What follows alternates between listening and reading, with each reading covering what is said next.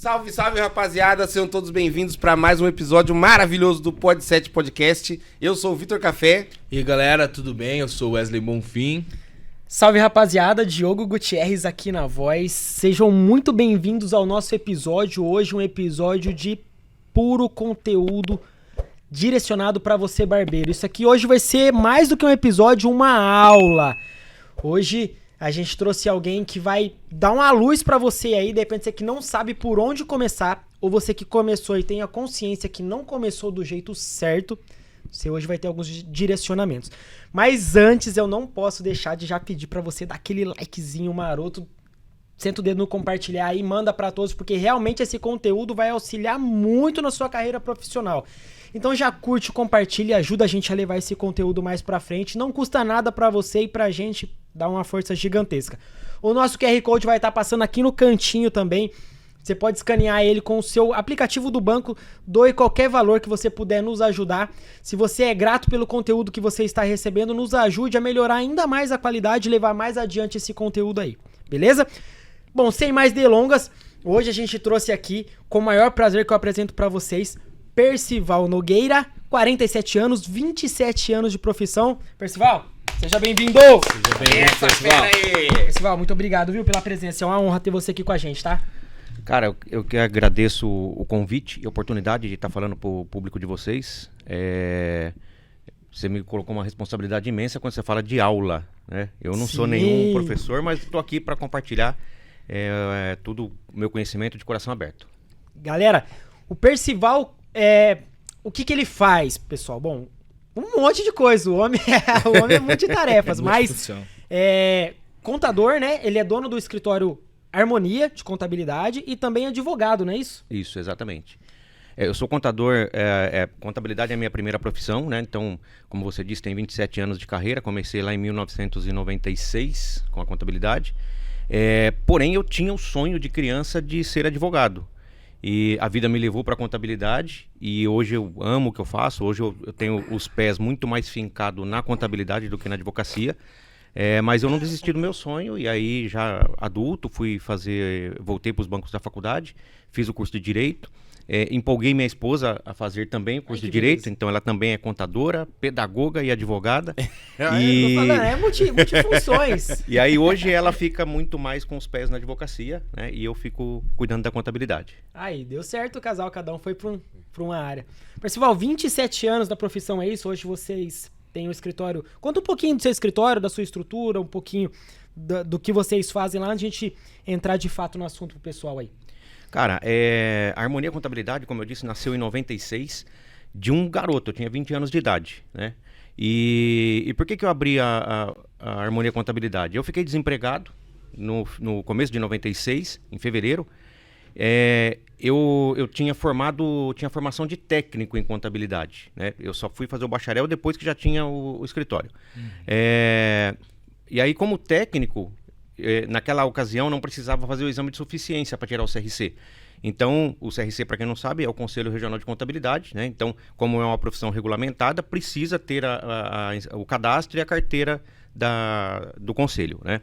E aí eu tinha tirado a carteira, formei em 95 no técnico e tirei a carteira, mas uma coisa que talvez vocês não saibam, eu nunca tinha trabalhado uma hora com contabilidade na minha vida. Caramba! Eu não sabia nada, eu sabia o que eu aprendi no colégio técnico. Na cara e na coragem. Na cara e na coragem, né? Hoje é suicídio fazer isso, porque a coisa mudou muito, né? As obrigações acessórias, principalmente, depois eu explico o que é isso. Mas naquela ocasião, meti a cara, fui lá e com 15, 20 dias eu tinha o primeiro cliente. E foi engraçado que quando eu peguei a documentação, o cliente trocou de escritório, quando ele passou tudo para mim, eu não sabia o que fazer. Eu peguei aquela papelada, levei para casa, que eu não tinha escritório, né? E não sabia nem o que fazer. Lógico, eu tive que voltar a estudar, né? Fiz outro curso técnico, depois fiz faculdade, pós-graduação, aí nunca mais parei de estudar. E hoje a contabilidade, né, a gente falava há pouco aqui, há uns 10, 12 anos para cá, a contabilidade deu uma revolucionada, né? Então a inteligência artificial ajuda muito, então tem muitos processos automatizados, robotizados, né? De modo que ao longo desses anos, a gente adquiriu experiência suficiente para dialogar sobre qualquer tipo de empresa ou de negócio, né? E, inclusive, para dar boas dicas para o público de vocês aqui, o público de barbearia, que tem bastante coisa que precisa prestar atenção. Tem bastante coisa, bastante coisa. Tem, A gente cara. conversou aqui, eu acho que 80% dos casos de barbearia teve gente que foi denunciada por não ter alvará, gente por não ter licença, né? Às vezes até não ter o conhecimento em tese. Abrir uma barbearia, sabia que precisa de alvará, alguma coisa, por conta de simplicidade. Porque né? a maioria dos barbeiros, Percival, mais ou menos faz o que você fez lá em 96. Eles Mete a cara. Mete a cara. Mete a cara. O cara só vai. E aí vai descobrindo pelo meio do caminho, né? Só que hoje, como você falou, hoje tá diferente, né, de antigamente. Hoje a fiscalização pega mais em cima, os comprometimentos jurídicos, né, são mais complexos, né, são mais cobrados, e aí a gente chega despreparado para um ponto desse aí e acaba colhendo consequências graves, né? Percival, pessoal, para você que tá aí, então, dito tudo isso daí, da especialidade dele em contabilidade, a especialidade jurídica, por que a gente trouxe ele aqui? Hoje a gente vai abordar vários assuntos que inclusive não serve só para você que é barbeiro, serve para você que quer começar um negócio. Lógico que a gente vai dar um ênfase para a barbearia, porque é o ramo que a gente atua e é direcionado mais para esse público, mas você pode fazer algumas adaptações e também depois pode procurar nas redes sociais, aí o Percival vai estar lá para ajudar junto com o pessoal do escritório lá, para te assessorar caso você precise de uma assessoria junto com ele lá. Mas a gente vai trazer esse conteúdo muito direcionado para dar um direcionamento de toda a parte jurídica. Para você que quer realmente transformar a sua barbearia numa empresa. Porque hoje, como a gente falou, no 80% das barbearias são de forma informal. O cara, ele fez o curso, ou às vezes nem fez o curso, ele abriu na garagem, ou abriu num salão, mas não procurou saber o que é a BITS, não procurou saber o que é a alvará. E para barbearia, é um grande... tabu essas siglas. Quando você começa a falar de CNPJ, de MEI, de alvará, de inscrição estadual, aquilo ali já trava, de pagamento de DAS, o cara, Registro de marca, meu Deus do céu, um chega, monte de coisa. e o cara para. Mas, muito pelo que o Café falou, da falta de informação. Falta de informação A falta total, do conhecimento, que não chega, né? Falta de informação, às vezes o cara não tem esse conhecimento, ele acha que tudo isso aí é só gastar dinheiro, né? Quantas vezes a gente não vê o cara falar, cara, pra que eu vou pagar uma taxa de um MEI? Gastar com isso? Pra que eu vou gastar com CNPJ, com registro de marca? Eu abro aqui na garagem de casa, vou cortando e, né? Mas aí chega a fiscalização. E aí ele não liga até o momento que ele precisa. Pois é. Então, o que a gente vê acontecer bastante, né? É exatamente isso. O pessoal começa, simplesmente abre a porta. Antes de abrir a porta e trazer o público para dentro, a gente tem que pensar o seguinte. A barbearia lida com saúde, certo? É uma questão de saúde. Então, Sim. tanto que para ter todas as licenças do salão de barbearia, precisa necessariamente uma aprovação da vigilância sanitária. Sim, Então, sim. onde que a vigilância sanitária atua? Com tudo que lida com saúde, né? Ou alimentação. Então, a barbearia é uma atividade que precisa a autorização da vigilância sanitária. Quais são os requisitos, né? Barbearia é uma atividade que tem uma liberdade muito grande de atuação. Por quê? Toda cidade tem o seu plano diretor. No plano diretor, fica estabelecido onde é zona residencial, zona industrial, zona mista. Tem atividades que não pode estar em qualquer lugar da cidade. A barbearia já não tem essa dificuldade. Em qualquer lugar ela pode exercer o trabalho de barbearia, até mesmo onde é zona exclusivamente residencial. Então, que cuidado precisa ter? Primeiro, o local apropriado, né? Com as instalações corretas, lavatório, toda aquela instalação que a vigilância sanitária vai fazer exigência. Cada cidade tem sua característica, né? Mas vou falar exclusivamente de Indaiatuba, que é a nossa cidade. A vigilância sanitária aqui tem um pessoal muito colaborativo. Então, o pessoal faz uma fiscalização, né? Mesmo que o cara abriu lá a barbearia dele e não cuidou de nada, não pediu licença de nada, dificilmente ele vai receber um fiscal já autuando. Ele vai receber uma notificação para dando um tempo para regularizar. Se chega o fiscal da vigilância sanitária e a instalação não está adequada, também não vai autuar. Percival, de cara. essa notificação aí, mesmo se ele vier através de uma denúncia, Por exemplo, você abriu hoje a barbearia do meu lado lá, já não gostei do seu público, vou e te denuncio. E aí a pessoa tem que ir lá. Ainda assim, o primeiro contato tem que ser notificação. Ou ele já pode multar de cara? Não, tem município que ele aplica uma notificação barra multa, né? Indaiatuba tem essa notificação barra multa, mas via de regra é uma notificação, que não tem o viés de multa. Porque quando é notificação barra multa, ele está sendo notificado e multado, certo? Agora, como que ele faz para diminuir essa multa? Se regulariza no prazo de 30 dias. Aí ele tem um desconto de 95% do valor da multa. Se não regularizar, vai pagar a multa integral, que aí é 1.700 e poucos reais. É um dinheirinho. É uma Pra quem multa tá alta. começando aí na barbearia, 1.700 aí já é uma cadeira, já é um maquinário, já é Já é alguma uma coisa que- máquina top. top já. Já, às vezes começa tudo apertado na correria É, ainda, né? não dá pra desperdiçar esse dinheiro. Então, assim, e hoje é fácil de regularizar, né? Precisa do contador? Não necessariamente, né? Muita gente procura porque não tem a familiaridade e não vai ficar gastando energia em aprender a fazer algo que ele vai fazer uma vez só, né? Então, é mais fácil contratar um escritório de contabilidade, vai lá e faz a regularização. Muito importante, contratar um escritório de contabilidade de confiança, né? Não precisa ser o nosso, mas precisa ser de confiança, né? Para fazer a coisa certinha, fazer todas as licenças para depois não ter surpresa. Acha que está tudo bem, chega uma fiscalização e vai ter surpresa. Agora, se não quiser contratar o escritório de contabilidade, né? Dá para fazer o alvará de autônomo, é uma modalidade. O autônomo, ele não tem nem CNPJ, ele trabalha só com o seu CPF. Então, vai somente na prefeitura. Hoje é tudo digital, se a gente falar de Indaiatuba, a maioria das cidades aqui da região tudo digital, mas ainda tem município que é físico, então precisa ir lá preencher um requerimento, fazer o pedido de uma licença de autônomo para atividade de barbeiro, certo? Percival, voltando um pouquinho ali, você disse que a barbearia ela pode ser em área residencial, área, né, comercial, área mista, ela não tem esses empecilhos que algumas áreas específicas têm, mas precisa ter o habite-se, ou não, o habite-se comercial. Mesmo que seja num bairro residencial, o estabelecimento que está aplicado precisa de um habite comercial. Não, como autônomo ele consegue se instalar mesmo tendo um habite residencial. Precisa ter o habite, porque o habite o que é? É um documento onde a Secretaria de Engenharia do município, ela faz uma vistoria no local e diz, aqui está pronto para ser habitado. Por isso que o nome é habite-se, certo? Uhum.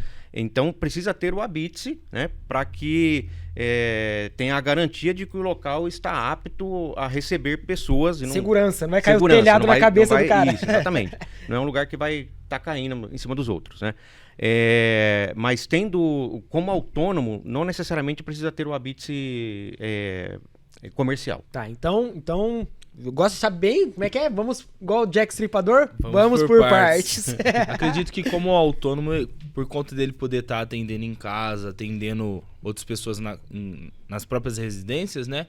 Então, como autônomo é mais tranquilo, eu acredito por conta disso, né, Percival? E aí ele pode abrir na garagem dele, ter esse alvará de autônomo na garagem da casa dele, ele pode ir lá com o CPF e pode atuar legalmente dentro da garagem dele, é isso? Exatamente. Desde que ele atenda às exigências também da vigilância sanitária. Ele vai fazer essa fiscalização. Ele pode atuar na garagem da casa dele, sem problema. Tranquilamente. Olha, isso aí, vou falar, isso é algo que eu não sabia, que o alvará de autônomo podia ser com CPF, isso eu não sabia. Até agora, de tudo que eu falei, que a gente falou, eu não sabia de nada.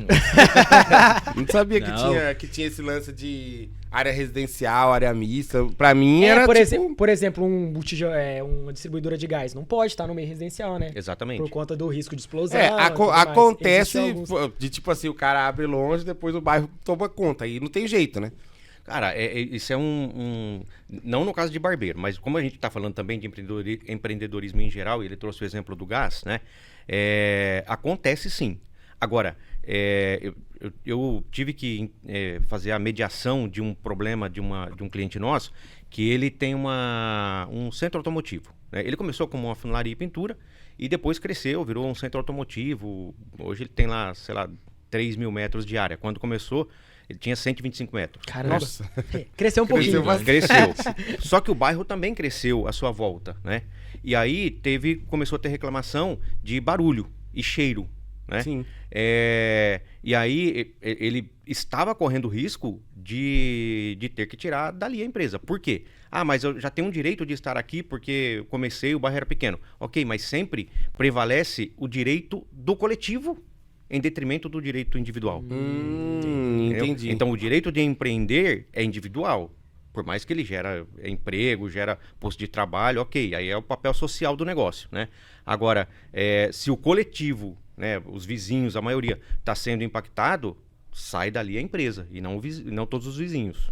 Então, nesse caso que a gente falou do gás, se a galera começa a sentir cheiro, reclamar, ele tem que sair. Corre o risco de ter... Tanto que hoje não instala mais, né? Não, já hoje não. tem Não. os pontos, os locais específicos, né? Para isso. Agora, quem já tinha no meio da cidade, permanece ali, é direito dele, ele pode vender, só não pode mudar de atividade para outra proibida. Mas enquanto for atividade de gás, ele pode trocar de dono várias vezes sem que tenha que tirar a empresa dali, porque já existia, tá? Agora, não instala uma nova. Entendi. Se tiver, começar a ter reclamação, gerar incômodo para a vizinhança, corre o risco de ter que sair, sim. Olha só, tá vendo? Tá que vendo? Que doideira. bacana. Então, o primeiro passo, pessoal, você que, ó, tá mais fácil ainda do que a gente imaginava. Você que, de repente, você atua aí, eu comecei hoje na minha garagem, então já corre atrás de providenciar esse alvará autônomo aí. Vai na prefeitura da sua cidade, se informa. Geralmente também quem ajuda bastante com isso é o Sebrae, né? O Sebrae também dá bastante dica nisso daí de direcionamento aí. Você pode ir atrás da sua cidade aí também. Mas vá na prefeitura da sua cidade, se informe como pra fazer isso, porque já é uma forma de você se assegurar já. E com isso você vai trazer uma credibilidade maior pros seus clientes também. Você colocar uma plaquinha lá na parede de que tá tudo certinho, de que a vigilância foi lá e certificou que lá é um lugar seguro, um lugar pronto para receber o seu cliente, isso te dá uma credibilidade muito maior. E fora a modalidade de autônomo, temos MEI. Então, aí temos o MEI, né? Que é o microempreendedor individual. O MEI, ele... Deixa eu só voltar um pouquinho aqui, perdão, Percival, para não deixar passar. Esse autônomo, ele tem algum recolhimento mensal ou não? Então, cara, a gente vai chegar nesse ponto mais pra muito frente? Bom, mas muito bom você já trazer isso. Ele não tem um recolhimento mensal em tese, tá? Ele, em termos de licença, vai pagar a licença da vigilância sanitária, né? E a licença de funcionamento. A licença de funcionamento ela é anual. Então, vai receber lá o carnezinho com a opção de pagar à vista com desconto ou parcelado, sei lá, até 8, 10 vezes, né? Não é algo muito caro, né? Mas... sei lá, imagino que 400, 500 reais aí por ano de licença de funcionamento, tá? Aí vai ter o alvarazinho lá, como você disse, deixar na parede, o alvará informando que está apto o lugar para funcionar, tá? Agora, o que o profissional precisa ter cuidado é que não é somente a licença. E aí a gente vai chegar daqui a pouco para falar de imposto de renda, de contribuição previdenciária, né, de como ele se assegura junto à Previdência, caso tenha um acidente de percurso aí, fique doente ou sofra algum acidente que impossibilite ele de trabalhar, de onde vai vir a renda para ele, né, nesse período, tá? Então, mas vamos deixar para falar para a mais gente pra frente, tá. Falando de modalidade... Então, de imediato autônomo é só esse recolhimento de licença anual aí. Isso, exatamente. Maravilha. Falando de modalidade, aí a gente tem o MEI, né, o microempreendedor individual. O MEI... Ele nasceu justamente com o intuito de contribuir para a pessoa que quer empreender, mas o seu negócio não tem o tamanho ainda que justifique a contratação de uma contabilidade mensal, de toda aquela formalidade de recolhimento de imposto sobre o faturamento, né? Então o MEI ele tem uma característica é muito fácil de fazer também, tem lá no portal do microempreendedor mesmo, né? Do GovBR. Muito cuidado, né? Porque quando vai lá no Google, microempreendedor individual ou MEI, tem um monte de sites, alguns até que estão patrocinados, né? Então os links estão lá em cima no Google e que o nome é muito parecido com o oficial, certo? Só que não é oficial, é particular. E aí a pessoa vai inserindo dados ali e quando vê, sai um boleto para ele pagar no final. E esse boleto não é do MEI, é da empresa que está supostamente fazendo esse MEI para você, né? E não raros são os casos de pessoas que nos procuram e aí falam, eu fiz o MEI, mas não estou conseguindo aqui tirar a guia para recolher. Aí você vai ver e fala, não, você pagou para um privado. Alguém deu um golpe e ficou com seu dinheiro. Né? Caramba. Então não abre MEI coisa nenhuma. Não abre. Então, muito cuidado para ir no link certo. Como que eu sei que eu estou no link certo? Vai ter a extensão .gov.br. Se tiver .com.br, fuja. Tá errado. Não é esse o link oficial. É .gov. Se liga aí, pessoal. Cai em golpe aí. Então, a pessoa também consegue sozinha fazer o MEI, mas muita gente também procura a contabilidade por não ter familiaridade ou por medo realmente de golpe, né? Mas é possível ir lá fazer o cadastro, é muito simples, vai colocar os dados cadastrais pessoais, RG, CPF, endereço, atividade que deseja exercer, barbearia, né? E o cadastro fica pronto na hora. Na hora sai o CNPJ do MEI, certo? É só isso? Não. Depois disso, tem que ir para a prefeitura também. Pedir a licença, né? Hoje, se a gente falar de Indaiatuba, tem o minhaindaiatuba.sp.gov.br. Faz tudo online também nesse portal. Não precisa ir até lá pessoalmente, tá? Vai também pedir a licença de funcionamento e a licença da vigilância sanitária, certo? A diferença do MEI é que essas licenças são gratuitas. Se no autônomo tem que pagar a vigilância, tem que pagar a taxa de licença anual, no MEI elas são gratuitas. Eu não sei se só no primeiro ano ou sempre. Eu fico devendo essa informação, mas eu sei que no início não tem taxa nenhuma para recolher, tá? O MEI ele tem uma característica de só poder faturar até 6.750 por mês, né? Que dá 81 mil no ano. Por que eu gosto de falar por mês e por ano? Porque às vezes a pessoa abre agora, julho, né? O MEI. Aí ele fala, eu tenho 81 mil para faturar esse ano. Não tem, é proporcional. Então, se são 6 meses, importante isso. É metade do faturamento. Conta da data da abertura. Da data da abertura. 81 mil é em 12 meses. Então, se abriu fora, não abriu em janeiro, Já abriu cai qualquer pra 40 e 500. Agora 40 e 500. Agora, sempre faça essa proporcionalidade. 81 dividido por 12 vezes o tanto de meses que tem para acabar Restante. o ano. Isso, entendeu? Porque senão a pessoa se empolga, vai lá e fatura os 81, excedeu.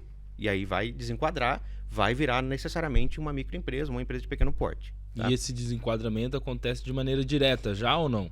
Sim, acontece por ofício. A própria Receita já faz o desenquadramento, a Receita Federal. Já desenquadra. Isso. Tem uma multa se isso acontece? Não tem multa. Não tem multa. Só que muda Já começa a pagar imposto. Já... Isso, exatamente. Aí necessariamente precisa ter um vínculo com a contabilidade, porque o MEI, o que ele recolhe de imposto, vamos dizer, né? É uma única tarifa mensal de 60 e poucos reais, 61, 62 reais, né? Através de uma guia DAS, que é o Documento de Arrecadação do Simples Nacional, tá?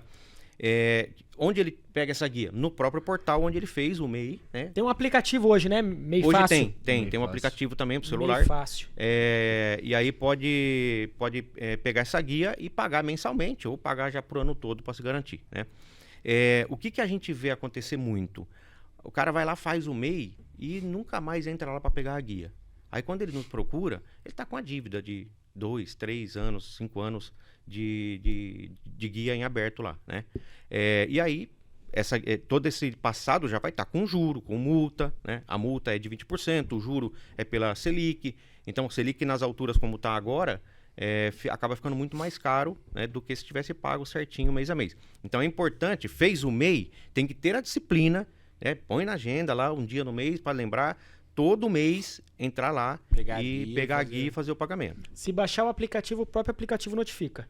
Eu não... A gente tem um notifica ali, suas guias estão prontas para impressão, para pagamento, uma coisa assim que aparece a notificação na barrinha. Aí, legal. Então o já meu não... eu fiquei 4 meses atrasado. Tá vendo? Não, porque eu não sabia da taxa, né, do DAS. Quando você abriu? Quando eu abri, eu fui na prefeitura, tudo bonitinho e tal, só que ninguém falou nada, né? Uhum. Aí eu fui lá, fui fazendo e tal. Aí eu tava conversando com um amigo meu, ele falou assim, viu, você sabia que se acontecer algum problema seu de saúde e tal, pelo seu MEI, você consegue pegar, igual você falou, auxílio, todas essas coisas, né? Uhum. Falei, pô, que legal, hein, cara, como que eu faço? Citando com a taxa em dia, taxa? Aí ele falou, tem uma taxa pra você pagar por mês. Uhum. Aí eu fui ver, tinha 4 meses atrasado. Já falei, já não são mais uma taxa, são 4. Então é importante mesmo, porque tem essa parte também, né? Esses benefícios do MEI, você só consegue se tiver com tudo pago, tudo bonitinho, né? O MEI, ele já vincula o microempreendedor automaticamente com a Previdência Social. Diferente do autônomo, que eu vou falar a fórmula dele se vincular depois, o MEI já acontece o vínculo automaticamente, né? Contudo, qualquer benefício que ele precise, um auxílio-doença, ou por acidente, que também vai ser o auxílio-doença, o benefício é sempre no valor de um salário mínimo. Não passa disso, tá? Uhum. Agora, como autônomo ou por outras formas de vínculo, você pode estabelecer o quanto você quer, se precisar de um benefício, né? Então, quero me vincular com a Previdência com o teto, que é R$ 7.700 e poucos reais. Ok, eu vou pagar a contribuição relativa ao teto, né? E aí, precisando do benefício, vai receber 7.700? Não, porque aí o teto é para recolhimento, para fins de benefício, até mesmo aposentadoria, tem uma equação lá que é feita que cai um pouquinho, não vai dar exatamente o teto, tá? Mas é muito próximo disso. Tá, vamos desmembrar aqui as siglas pro pessoal entender. E às vezes, mas o que é CNPJ, MEI, DAS? O que significa isso? Vamos lá, então, CPF, cadastro, pessoa física. Isso. CNPJ, cadastro nacional da pessoa jurídica. Da pessoa jurídica. Isso. O DAS é o documento de arrecadação do Simples Nacional. E a IE é a inscrição estadual, que vem junto com o CNPJ. A inscrição estadual, ela só vai ter inscrição estadual a empresa que exercer atividade comercial. Se for só o barbeiro, que é uma atividade de prestação de serviço, toda atividade exclusivamente de prestação de serviço, ou quase todas, né? Quem vai me ouvir vai falar, a construção não é. Então, quase todas as atividades exclusivamente de prestação de serviço são isentas de inscrição estadual. Então, só o cara que vai abrir um espaço físico lá para exercer que vai ter o IE, é isso? Não necessariamente. Se ele abrir o espaço físico, mas não for comercializar nada na barbearia, for só fazer barba e cabelo, ele não tem inscrição estadual. Só vai estadual. entrar se aí ele vai colocar lá, por exemplo, como atividade secundária, venda de perfume, de itens de perfumaria, que por exemplo é a pomada de cabelo. Isso, exatamente. Que aí tem isso aí, isso é outra coisa importante falar. Quando você abre o MEI, a sua atividade principal, no nosso caso, barbearia. Mas a gente pode incluir outras, que seria, por exemplo, venda de cosmético, venda de bebida, que tem muita gente que tem geladeira de cerveja. Sim. E são atividades secundárias que a gente precisa para estar fazendo de forma legal dentro do estabelecimento, é isso? Isso, exatamente. E aí, exatamente, você pode colocar várias atividades num único CNPJ, né? E se em algum momento você colocou uma de comércio, então, que nem lá na barbearia de vocês, tem as pomadas lá, shampoo, né? A cerveja geladinha, aí precisa ter a inscrição estadual. O que é a inscrição estadual? Como o próprio nome já diz, é o vínculo com o Estado. O CNPJ tem um vínculo com o federal, a União, certo? Aí o vínculo com o Estado é através da inscrição estadual e o vínculo com o município através da inscrição municipal, né? A gente falou do alvará, de ir lá fazer o cadastro na prefeitura. Isso gera uma inscrição no município, que é a inscrição municipal. Aí tem um código também. Então você fica vinculado aí com os 3 entes, se tiver atividade comercial. Bacana. Se não, só com 2. Bacana que você falou, Percival, que barbearia é saúde. Para quem não sabe aí, nós somos área de saúde, tá? Áreas de saúde. Tanto, não sei também se é regra nacional, mas aqui em Indaiatuba, quando nós fomos abrir o alvará, nós precisamos de uma carteira de vacinação atestada pelo médico que mostra que nós somos saudáveis porque trabalhamos com materiais perfurocortantes, né? Para não transmitir nenhuma doença de HIV, nenhuma hepatite, nem nada. Então nós somos área de saúde, tá, barbeiros? Vocês que acham, mas é beleza. Barbearia é área de saúde. Deixa eu falar uma coisa pra você aqui, ô barbeiro. Você que usa a mesma lâmina em 5 clientes. Você tá louco. Se a vigilância maluco, te pegar, você tá lascado. Você tá maluco, presta atenção, hein? E assim, então, antes da gente abrir a barbearia, é necessário fazer um curso chamado Biossegurança. Já por causa disso, quem trabalha com material cortante, por conta da educação, né? Porque senão, é o que acontece. Tá usando uma lâmina em outra pessoa, isso, além de falta de higiene, o que você vai transmitir... O risco de contaminação é gigantesco. Hoje, imagina um barbear, onde a gente corte um cliente, um cortinho minúsculo que seja. Se eu reutilizo essa lâmina e faço um cortinho minúsculo que seja num futuro cliente, se o primeiro cliente tivesse alguma contaminação, um HIV, uma hepatite, qualquer doença que seja transmissível, a gente está passando. Aham. né? Até uma não esterilização de uma tesoura. Olha que importante. Se você corta um cliente, e barbeiro às vezes corta muito o dedo, criança que não para, corta o dedo, você pode estar se contaminando também. Sim. Então não é o risco só de contaminar os clientes, é de se contaminar. A pandemia passou e deixou isso pra gente. O quão importante é, né, a biossegurança dentro da barbearia. Sim. Exatamente. Né? Tanto que a gente não aboliu o uso de máscara até hoje. Passou a pandemia, álcool em gel, lavando a mão a todo momento. Máscara a gente utiliza até hoje por entender isso daí. Então, barbeirada, barbearia, área de saúde. Cuidado, Saúde, tá? Cuidado. Então, beleza. Aí o cara chega lá, então, vamos lá. Eu tô aqui montando o planinho na minha cabeça também, né? Então, vamos lá. O cara abriu ali a barbearia dele, né? Na garagem da casa dele, correu atrás lá do registro dele como autônomo, né? Alvará, curso, tudo bonitinho, legal. Aí, digamos que ele começa a ter um crescimento. Eu acho que eu tô pulando algumas etapas. Se eu tivesse, me corrija. Aí ele fala, pô, vou pôr mais uma cadeira aqui. Vou contratar uma pessoa. Aí muda todo esse cenário, precisa mudar, ou ele consegue, tipo, igual a gente falou antes, né? Contratar o cara como prestador de serviço pra ele, o cara só precisa ter um MEI. Como que funciona daí no caso da contratação de uma outra pessoa ali? A gente tá fazendo tudo da maneira legal. Tá. Bom, tem várias formas, né? Ele pode contratar outra pessoa como só para compartilhar o espaço, como autônomo também. Essa outra pessoa, esse outro profissional, vai lá na prefeitura, da mesma forma que ele foi, faz o pedido do alvará de autônomo, a sua licença, vai ter outra inscrição municipal. Ah, mas no mesmo endereço? No mesmo endereço. Esse segundo, inclusive, ele pode fazer ou no mesmo endereço, ou fazer no endereço da casa dele, indicando que ele vai prestar serviço no salão X, no endereço X, certo? Ele pode ter 2 MEIs, né? O primeiro ter o MEI dele, o segundo ter o seu MEI também ter licença para trabalhar ali no local, né? Ou ele pode contratar essa pessoa como o seu funcionário, o CLT, né? O famoso CLT que a gente fala aí. Agora, quais os cuidados o profissional tem que ter? Se vai compartilhar o espaço como autônomo ou como MEI, esse segundo profissional não pode ter subordinação ao primeiro. Entendeu? É claro que tem que cumprir regras, né? Isso é o que chama contrato social no direito, né? É o contrato para viver em sociedade, né? Então, existe regra, existe um tempo mínimo, um horário mínimo. Agora, se ele é subordinado, ele faz tudo conforme as determinações, as ordens do primeiro profissional, ele virou empregado. E aí, esse segundo profissional um dia se desliga dali e ingressa com a reclamação trabalhista, vai ser reconhecido o vínculo de emprego e aí ele vai ter que pagar todas as verbas que não pagou, né? O salário dentro do piso da categoria, olha aí, férias, 13º, recolhimento de fundo de garantia, né? E aí a conta pode ficar muito cara. Então, assim, tem 5 requisitos básicos do vínculo de emprego. Um deles é a subordinação. Então, se você estipula a hora para o cara chegar, a hora para ele sair para o almoço, a hora para ele voltar do almoço, a hora para ele sair à tarde, né? E ele segue isso à risca, ele está subordinado. Né? Ele não vira a cadeira do jeito que ele quer, ele não corta do jeito que ele quer. Ele segue todas as regras do primeiro barbeiro, ele é empregado. Ele não é um autônomo. Então, o autônomo, o próprio nome já diz, ele tem que ter autonomia. Hoje ele quer entrar às 10.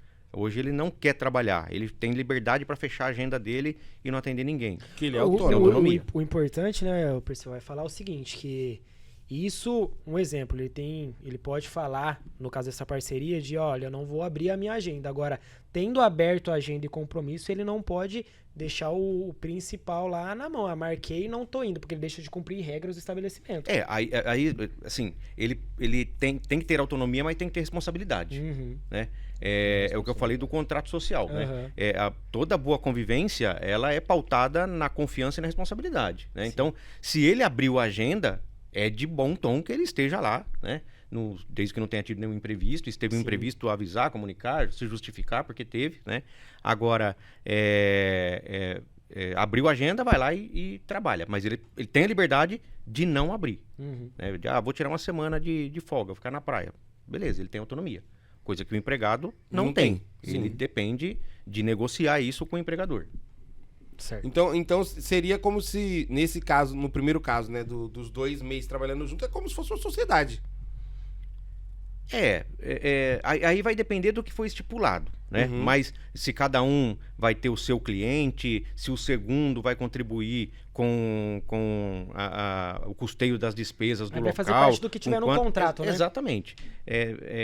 Não obrigações. chega a ser uma sociedade, porque a sociedade ela pressupõe receita em conjunto, né? E partilhamento do líquido, certo? O lucro, né? Esse caso não é uma sociedade, é uma parceria. Entendi. É uma parceria mesmo. Legal, porque, É. né, tem... Porque os caras acham que é só abrir e falar, vem trabalhar comigo aqui, né? Assim não, né, cara? é Tem que tão ter... bagunçado. Hoje em dia tem, até a gente vai falar aqui, meio por cima, porque o pessoal vai falar melhor, mas hoje tem a lei do salão parceiro, né? Que age para as barbearias, que é para regulamentar isso. E aí é mais ou menos isso, né, Percival? Existe o MEI, e é mais ou menos dentro disso que você falou que se encaixa aí o salão parceiro, não é isso? A lei do salão parceiro, na sua essência, é uma lei boa, maravilhosa, certo? É muito bom ter sido criada para esse mercado, porque esse mercado é muito cruel, né? O de barbearia também, mas o salão parceiro, a lei se estende aos salões de beleza também, Isso. né? Feminino e tal. O feminino, principalmente, é um mercado muito cruel, porque o profissional, ou a profissional, ele não quer ganhar pouco, certo? Na barbearia os caras não querem também, não. E para ter esse profissional ganhando o que ele quer ganhar como CLT, é caro demais.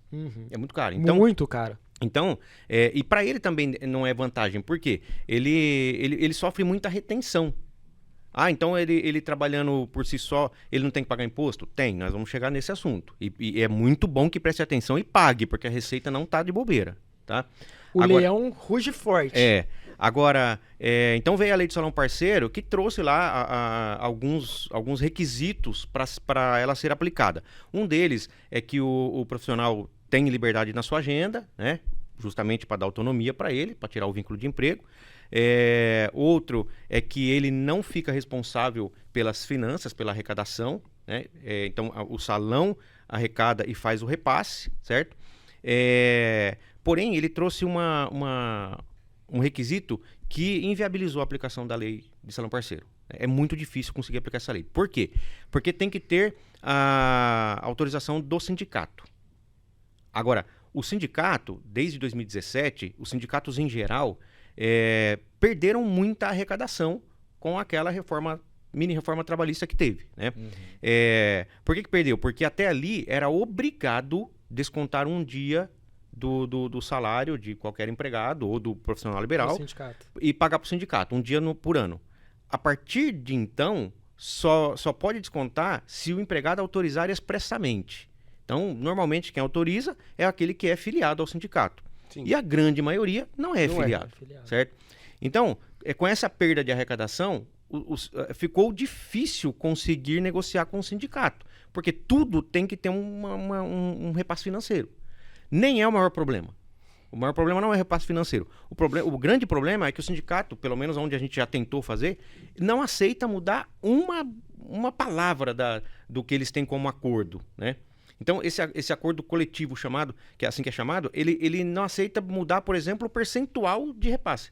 Então, nem que seja para maior. A gente tentou fazer, colocando repasse a maior, repasse em 2 dias no mês, não aceitou, tem que ser um dia só no mês. Então, assim, o sindicato muito engessado. Burocratizou demais. Então, se não tiver isso, não consegue aplicar a lei do salão parceiro. Então, o que o pessoal faz? Contrata como autônomo e cada um declara a sua receita. Certo? Porque a lei do salão parceiro, outro benefício que ela trouxe para a empresa, né, é que antes da lei, o salão ele declarava como faturamento, como receita sua, todo o valor que ele arrecadou. E não deduzia o que ele passou por parceiro. Com a lei do salão parceiro, ele deduz o que ele repassou por parceiro. Então, se ele faturou 100 mil no mês e pagou 30 para o parceiro, ele vai pagar imposto sobre 70. Antes ele pagava sobre 100. E o que recebeu paga referente a 30. E o parceiro paga referente aos 30, ou os parceiros, entendeu? Ou vai pagar só a taxinha lá mensal do mês, se for o caso. Tá? Agora, se ele for também uma pessoa jurídica ou for um autônomo, aí ele vai pagar em cima do que ele recebeu. Percival, o que acontece é o seguinte. Vamos lá, o que a gente dá de luz pro pessoal nesse sentido? Você falou que o MEI é um teto de 6 mil e pouquinho, né? Por mês. Só que assim, barbearia é um lugar que dificilmente alguém vai cortar e pede uma nota fiscal, né? Não emite, vê a nota fiscal aí do meu corte aí, ou vê um cupom fiscal. Ninguém emite. Consequentemente, muita gente, mesmo com CNPJ, não abre conta jurídica. Quais os problemas e qual é o certo? Tem que emitir, não precisa, vai pegar por conta de maquininha, como que... Como vai beneficiar a pessoa também? Ó, é assim, o pessoal tem... A maior desculpa que eu ouço do empresário é não emitir nota porque o cliente não pede. O meu mercado ninguém pede nota. O fato do seu cliente não pedir nota não significa que você não tem obrigação de emitir. Sim. Tá? Ai! Pior que é. Eu aprendi isso também no meu esquema. Porque no meu MEI, assim, pra eu receber, eu obrigatoriamente tenho que emitir minha nota. Entendeu? Eu faço a emissão da nota fiscal de serviço, e aí eu envio pro cliente, o cliente olha e aí ele me paga. E aí eu aprendi isso com esse meu cliente. Ele falou, viu, como você quer receber se você não fizer a sua nota? Não, mas isso... Aí eu falei a mesma coisa. Mas, viu, se o cliente não me pedir, eu não vou fazer. Ele falou, cara, você tá maluco. Pra você tomar um golpe é facinho, pô. Eu te peço um serviço, você não me dá a sua nota, você me entrega o serviço, eu não te pago. Você não tem nota pra comprovar que fez o serviço? No seu caso, o cliente certamente é uma PJ, ele precisa da nota para justificar na contabilidade. Agora, quando o público é eminentemente pessoa física, que é o caso de barbearia, né, não tem realmente o hábito de pedir nota. Mas, como eu disse, não significa que você não é obrigado a emitir a nota, ainda assim, para regularizar a sua receita. Sim. A Receita Federal tem uma baita inteligência. Né? Se um dia a Receita Federal for usar a inteligência que ela tem para realmente fiscalizar, vai cair a casa de geral. Né? Eu acho que assim, até pelo papel social que o empreendedorismo tem, a Receita fecha os olhos para muita coisa. Porque se for pegar todo mundo, que tem como pegar, é muito fácil. Né? Então, você falou da maquininha. Hoje não é nem só a máquina. Teve um tempo que o pessoal falava, tudo que passar pela máquina tem que emitir nota. Na verdade, tudo que circulou de dinheiro no banco, a Receita consegue pegar. Tá? Então, você está dizendo que quando o cliente paga em dinheiro, eu não preciso emitir a nota? Não posso dizer isso. Na verdade, tem que emitir a nota de tudo, de toda a sua receita. Tá? Aqui em Dayatuba e a maioria dos municípios tem a possibilidade de emitir a nota sem identificar o tomador do serviço. Quem é o tomador de serviço de vocês? O cliente. O cara que foi lá, fez a barba, cortou o cabelo, esse cara é o tomador do serviço. Então, tem como emitir a nota indicando uma pessoa jurídica como tomadora, para isso você vai colocar o CNPJ dela lá no campo de identificação. Uma pessoa física, vai colocar o CPF, ou tem o que a gente chama lá de consumidor, está identificado como consumidor. Clicou na opção consumidor, fecha todos os campos de identificação. Então não precisa colocar CPF, nome, endereço, não precisa colocar nada de identificação. Então você não identifica o tomador, mas regulariza a receita. O MEI, ele é isento de imposto, é isso? Até, né, na emissão de notas até esse teto de 6 mil. Isso. Por exemplo, minha barbearia faturou 12. Eu tenho outro MEI lá dentro, vamos supor que 6 mil foi repassado para ele. Eu continuo isento. Se essa for a realidade dos fatos, sim. Você tem 2 MEIs. Um faturou 6 mil, outro faturou 6 mil. Aí eu tenho que emitir essa nota de 12 que foi o pagamento dele. Não, você vai emitir nota de 6. Você emitir a nota de 12... Porque eu falo assim, todo cliente que foi lá pagou. O salão, ele é responsável por fazer a captação do dinheiro, né? Do pagamento lá. Então, todo cliente que passou lá, eu emiti nota. Chegou no fim do mês, todos esses clientes somaram 12 mil reais. Só que desses 12 mil reais, o que ficou pra minha barbearia foi 6, os outros 6 foi taxa de comissão do barbeiro MEI que presta serviço lá pra mim.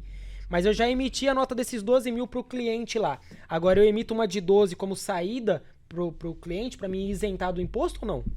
Não, se a receita... Essa forma de trabalho, 12 mil é receita do salão, certo? E aí não comporta mais o MEI. Excedeu 6.750 de receita. Mesmo com outro MEI dentro do... Então, aí se o outro MEI vai receber 6 mil, um MEI recebe 6 mil, outro MEI recebe 6 mil, ok. Agora, o exemplo que você me trouxe não é esse. tem vamos chamar assim, um CNPJ mãe, Sim. certo? Esse CNPJ mãe é o que é responsável por toda a receita. Então, quanto ele teve de receita? 12 mil. Tá acima do MEI. Não importa o que ele vai fazer de pagamento depois. É o bruto mesmo. É o bruto, entendeu? Agora, nesse caso não comporta mais o MEI, tem que desenquadrar e virar uma microempresa ou uma empresa de pequeno porte. E aí a diferença é que vai pagar o imposto sobre o faturamento mensal. Aí não tem mais aquela taxinha fixa de 60 e poucos reais, né? E começa a fazer o pagamento pela apuração mensal em cima da receita bruta. Entendi. Então, ó, a dica aí, hein, pessoal. Então, se você tem um colaborador aí, para você não pagar o imposto e não estourar, teriam que ser separados, tá? Ele vai ter que emitir as notas dele, se for o caso, então, e você a sua para não estourar esse teto aí. Se passar pela sua barbearia, desenquadre. O pessoal, velho, a gente tava até falando, né? Provavelmente as inteligências artificiais também da Receita deve estar pegando firme em cima disso aí, porque eu tô vendo bastante gente que tá começando, que antes não caía. É uma malha fina, posso dizer assim, né? Da malha fina. Estão caindo agora, porque estão pegando. O pessoal tá indo a fundo disso. Mas é porque, tipo assim, ó, por exemplo, igual eu falei pra vocês, eu mesmo sou um cara que, cara, eu tenho 35 anos, eu nunca declarei nada pro imposto de renda. Porque até então eu não via necessidade nenhuma. Você entendeu? puxou um gancho excelente agora. Percival, Sim. excelente. O MEI, ele tá ali dentro do limite, vamos supor, tá 5 mil todo mês ali. Eu tenho que fazer, no final do ano, a declaração de imposto de renda físico e jurídico, correto? O jurídico mudou de nome, não se chama mais declaração de imposto de renda, mas no fundo é informar essa volume de receita e de despesas no ano. O MEI tem a DEFIS, que é chamada DEFIS. Então, eu não sei exatamente qual é o mês de limite, mas se eu não me engano é maio. Ele tem que, Acho que até foi maio do ano Foi maio que a gente seguinte, fez, é. tem que informar, tem que entregar a declaração informando a receita e as despesas do ano anterior, se teve funcionário, e lembrando que o MEI pode ter um empregado funcionário só. registrado, né? Então, se teve empregado, se não teve, valor da folha de salário, etc. E aí, até também agora, ficou de março a maio, né? Também tem que fazer a declaração de imposto de renda da pessoa física, tá? Como que o profissional se remunera? Via de regra, pelo lucro do MEI, né? Porém, isso tem um limite, que é até 32% da receita total do MEI. Isso pode ser o lucro repassado para o profissional. Qual a vantagem de se remunerar assim? Que não tem incidência de imposto de renda e nem de contribuição previdenciária. Só tá? declara. Você tocou num ponto interessante. Tem um monte de gente com 35, com 40 anos que nunca declarou imposto de renda, né? Porque nunca se atentou nos requisitos de obrigatoriedade. Então, o principal requisito para esse ano, né, deve mudar para o ano que vem, ter auferido uma receita bruta no ano superior a 28.590, se não me engano. Isso físico, né? Físico. Esse é o principal requisito.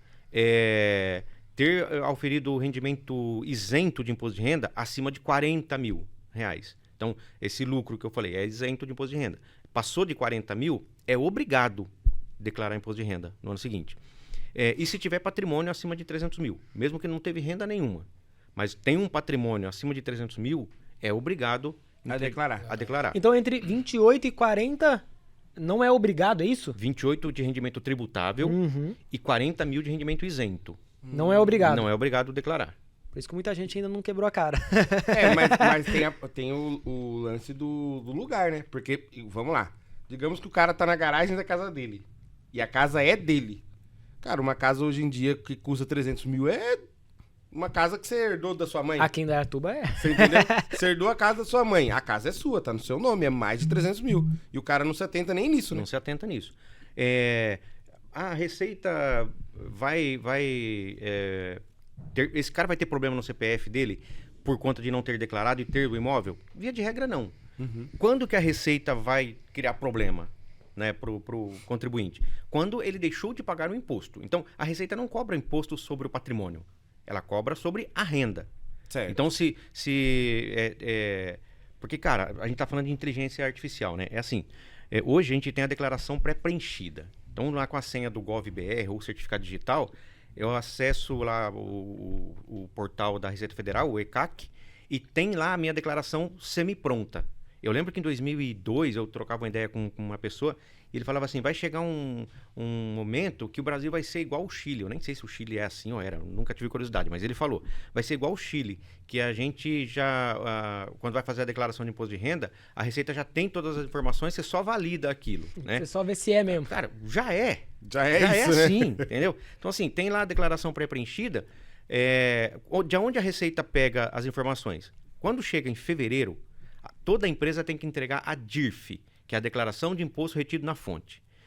Embora a declaração tenha esse nome, Declaração de Imposto Retido na Fonte, o que vai na DIRF? Vai informado tudo o que a empresa pagou para pessoas físicas, em geral. Então, quando tem a DEMED, que são as empresas de serviço médico, que também passam essa informação para a Receita, que ela informa? Ela informa de quem ela recebeu, CPF de quem ela recebeu, e o valor. Então, teve um tempo que o pessoal inventava despesa médica, paguei o hospital XYZ. Cara, hoje se o cara fizer isso, é malha fina na hora. Porque a Receita já sabe para quem você pagou, né? O quanto você pagou. Então, isso vai na DEMED. Aí tem outra declaração que os bancos entregam, que me fugiu o nome, mas quem tem aplicações, né, que o rendimento dessa aplicação é sujeito à tributação exclusiva na fonte de imposto de renda, a Receita já sabe que aplicação que você tem, quanto você teve de rendimento, quanto foi de imposto retido na fonte. Então não adianta inventar, é só entrar lá, baixar a pré-preenchida e validar ou acrescentar dados que a Receita não tem. E pega mesmo, cara. Eu tive o meu CPF bloqueado, foi ano passado. Olha só, ano passado eu tive meu CPF bloqueado porque no ano anterior inventei de fazer trade. Vamos fazer trade. Entre um cliente e outro, vamos fazer trade. Aí fiz conta na Rico, fiz conta na XP, o tradezinho lá. Aí eu fiz um trade que me deu 1,95 de lucro. 1,95 de lucro. E aí, beleza. E aí, a internet lá não era muito boa, e aí trade também entre um cliente e outro. Eles estavam no meio da operação, chegava um cliente, falei, não, deixa isso aí quieto, abandona isso aí. 1,95 de lucro. Aí, passou o tempo, tranquilo, nunca mais coloquei renda lá. Aí eu e minha esposa, a gente foi ver um financiamento de uma casa lá e tal. Me passa o CPF pra ver, olha, meu CPF tá com um probleminha. Eu falei, mas como assim, pendência? Eu não tô devendo nada pra ninguém, até que eu saiba. Ela, não é débito não, tá bloqueado mesmo. Aí vou eu lá na Receita Federal, o senhor mexe com trader, até me senti importante. O senhor mexe com trader, né? Aí, É que eu tô consultando uma operação, tal. Eu fui ver lá 1,95. Aí me deu uma multa lá, que eu não declarei, não coloquei no negócio. Acho que eu paguei R$97. Nossa, o lucro de 1,95. Você pagou R$165,47 de multa. Foi isso? Foi mais então, tá vendo? Nossa, por causa de 1,95. Por causa de 1,95 de lucro numa operação. Meu Deus do céu. É lucro, hein? Então, era uma operação sujeita a imposto de renda.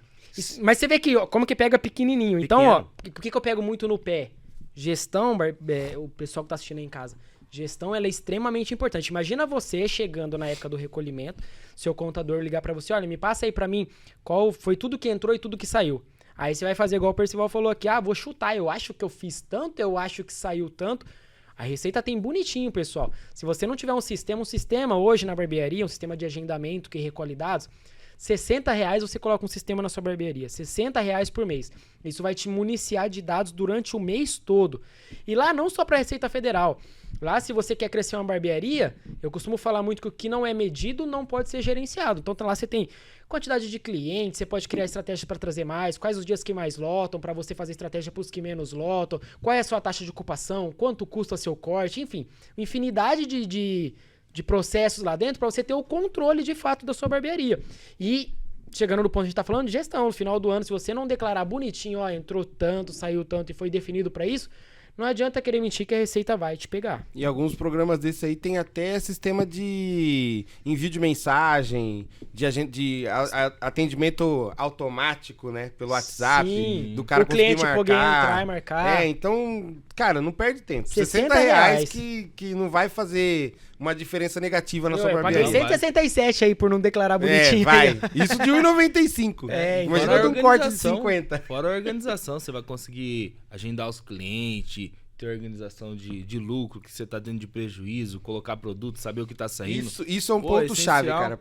Essencial. Esses programas você faz o cadastro de todos os produtos aí na barbearia e quando você vai fazer a venda, você coloca lá uma pomada, um shampoo e o corte barba, pum, já dá o valor certo. Já agiliza. Controle do tchau. estoque, você consegue ir lá dentro. É sensacional. Então, se você não. Se não pode ser medido, não pode ser gerenciado. Então, você tem que ter aí. Cara, legal. Aí a gente chegou então no ponto que agora a gente entendeu como é pra você ter um funcionário, como é pra você começar ali o processo tudo bonitinho, como você faz pra declarar essa renda caso passe desses pisos, né? Que é o baixo. Aí a gente vem pra um outro ponto que agora eu acho que vai pegar bastante gente também. Cara, e se, no caso agora, for o inverso? Se eu quiser mandar o cara embora? Porque dizem, eu não sei, diz que um funcionário ele dá o dobro de gasto pro empregador. Isso, Né? eu ia falar disso. Se ele ganha 1.500, o empregador gasta 3.000 com ele. Eu No não sei se é caso do verdade. CLT. Tá? Eu não sei se é verdade. Isso é coisa que eu ouço. Nós temos alguns regimes de tributação, aí a gente falando de empresa. Vamos nos ater ao Simples Nacional, que atende a maioria das barbearias e salões. No Simples Nacional, não chega a dobrar. Se não for do Simples, realmente dobra. Por que dobra? Porque tem, quando registra um empregado, tem a contribuição para o INSS, contribuição previdenciária. Quando a empresa é do Simples Nacional, ela só repassa para a Receita Federal o que é descontado do empregado de INSS. Então tem lá a tabelinha progressiva, que vai de 8 a 14 agora, dependendo do valor da remuneração. Então descontou lá 10% dele, 11%. A empresa só vai repassar esse valor através de uma guia. Então, se o funcionário ganha 1.000, não dá para pagar 1.000 porque é abaixo do mínimo, mas só para ficar fácil o nosso cálculo, se ele ganha 1.000 e tem 11% de INSS, por exemplo, ele não vai receber 1.000, ele vai receber 890. 110 a empresa segura e repassa para a Receita Federal, certo?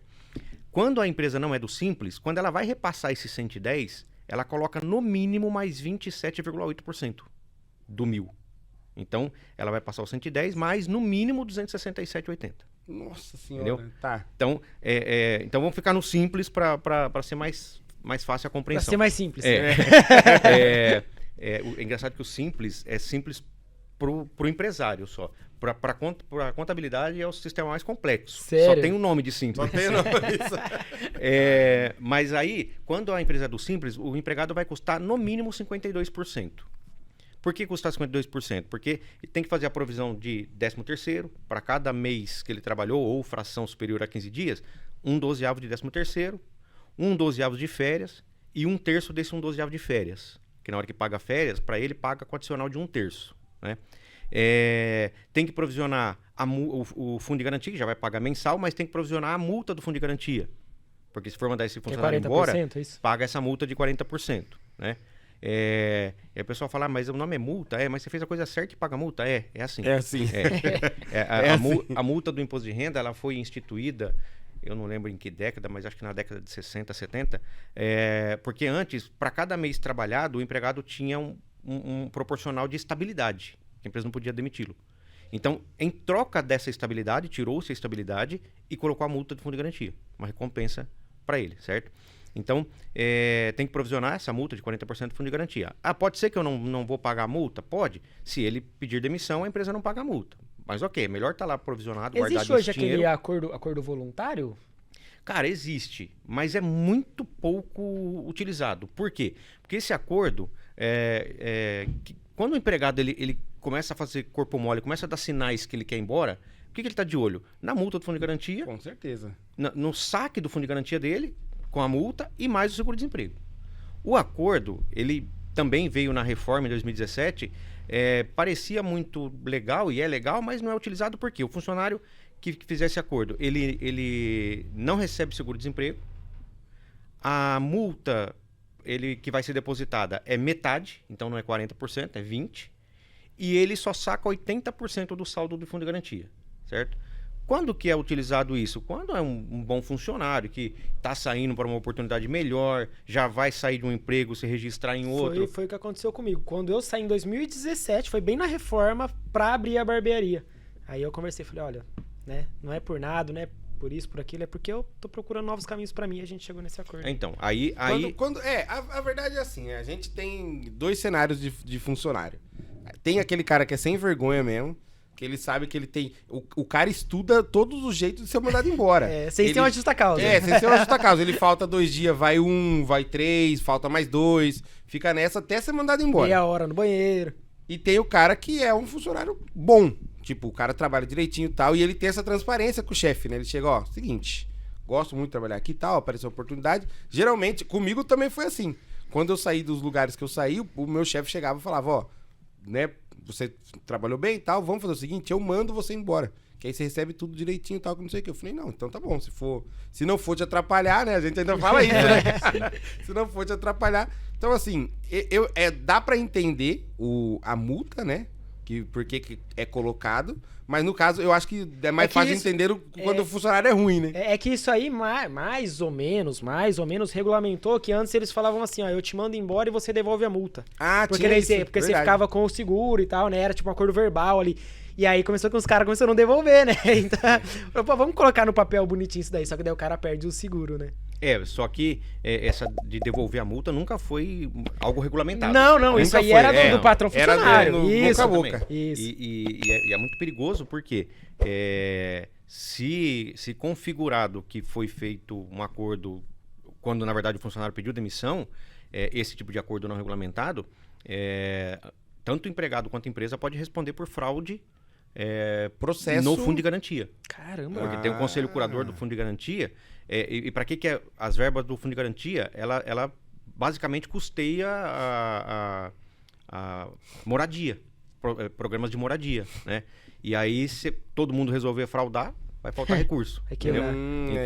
Então, a maioria dos empresários nem sabe, né? Sempre quem fez na boa fé.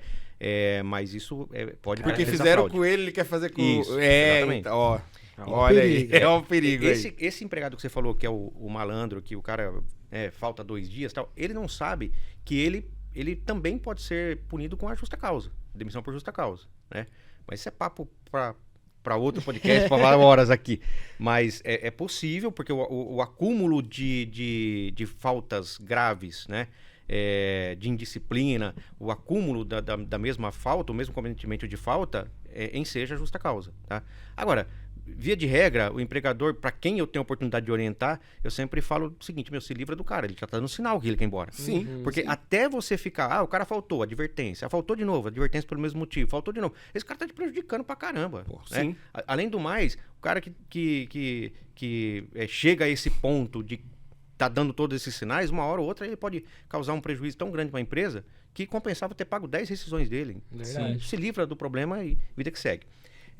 Mas voltando lá para o nosso assunto, então o funcionário ele custa 52% em média. Aí você falou, mandar embora tal é um problema, né? Tudo que nós falamos até agora, nós falamos de trabalhar em parceria. Quando não dá mais certo a parceria, tchau e benção, cada um pega o seu rumo, né? Aí não tem que pagar nada nenhum pro outro e tchau. O que é importante da parceria é fazer isso com um contrato. Contrata lá um advogado de confiança, pede para fazer um contrato bem feito de parceria, né?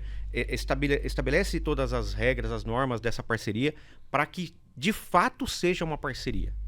Porque é muito comum, contratei aqui um parceiro, beleza, o cara coloca a cadeira lá e começa a trabalhar e nada disso foi escrito, nenhuma regra foi escrita dessa parceria.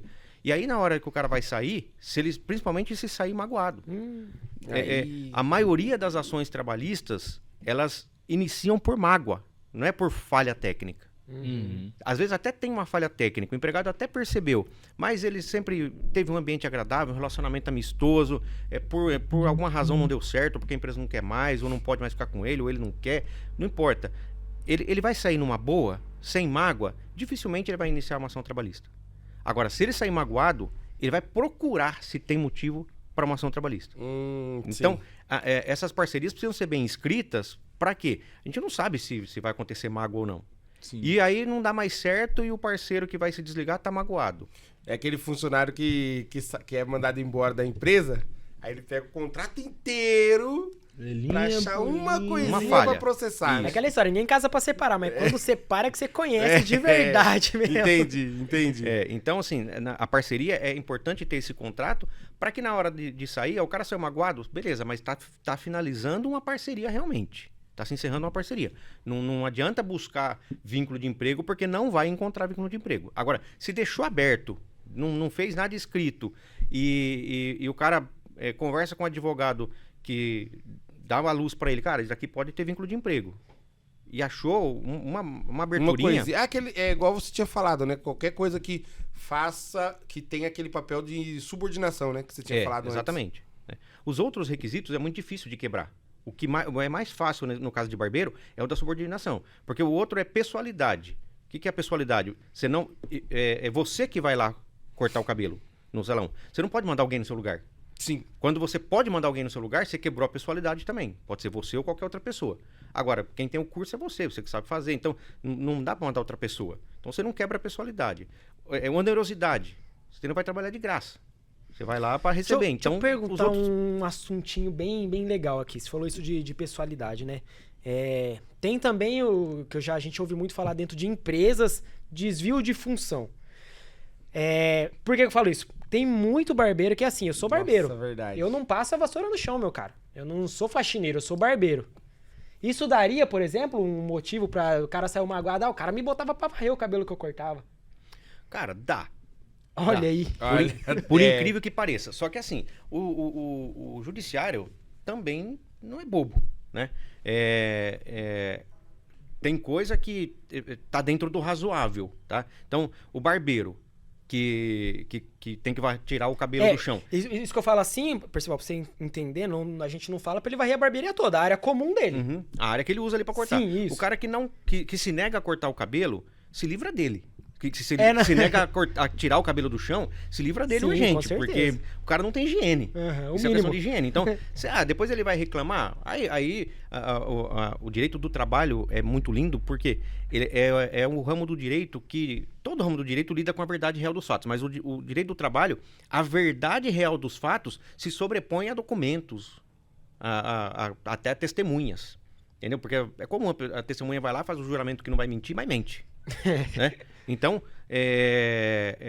se detectada que a verdade real dos fatos que ele vivenciou ali era que ele varria a área onde está a cadeira dele, ele não tinha que fazer faxina no salão, dificilmente vai dar um acúmulo de função aí, no caso seria. Desvio é quando ele foi contratado para barbeiro e só limpa o chão. Desviou da função dele. Quando ele realmente ele sai do que ele foi, seria um acúmulo. Esse é desvio. Então. Quando ele corta cabelo e faz a faxina, ele acumulou função. Então ele tem que ter um adicional, entendeu?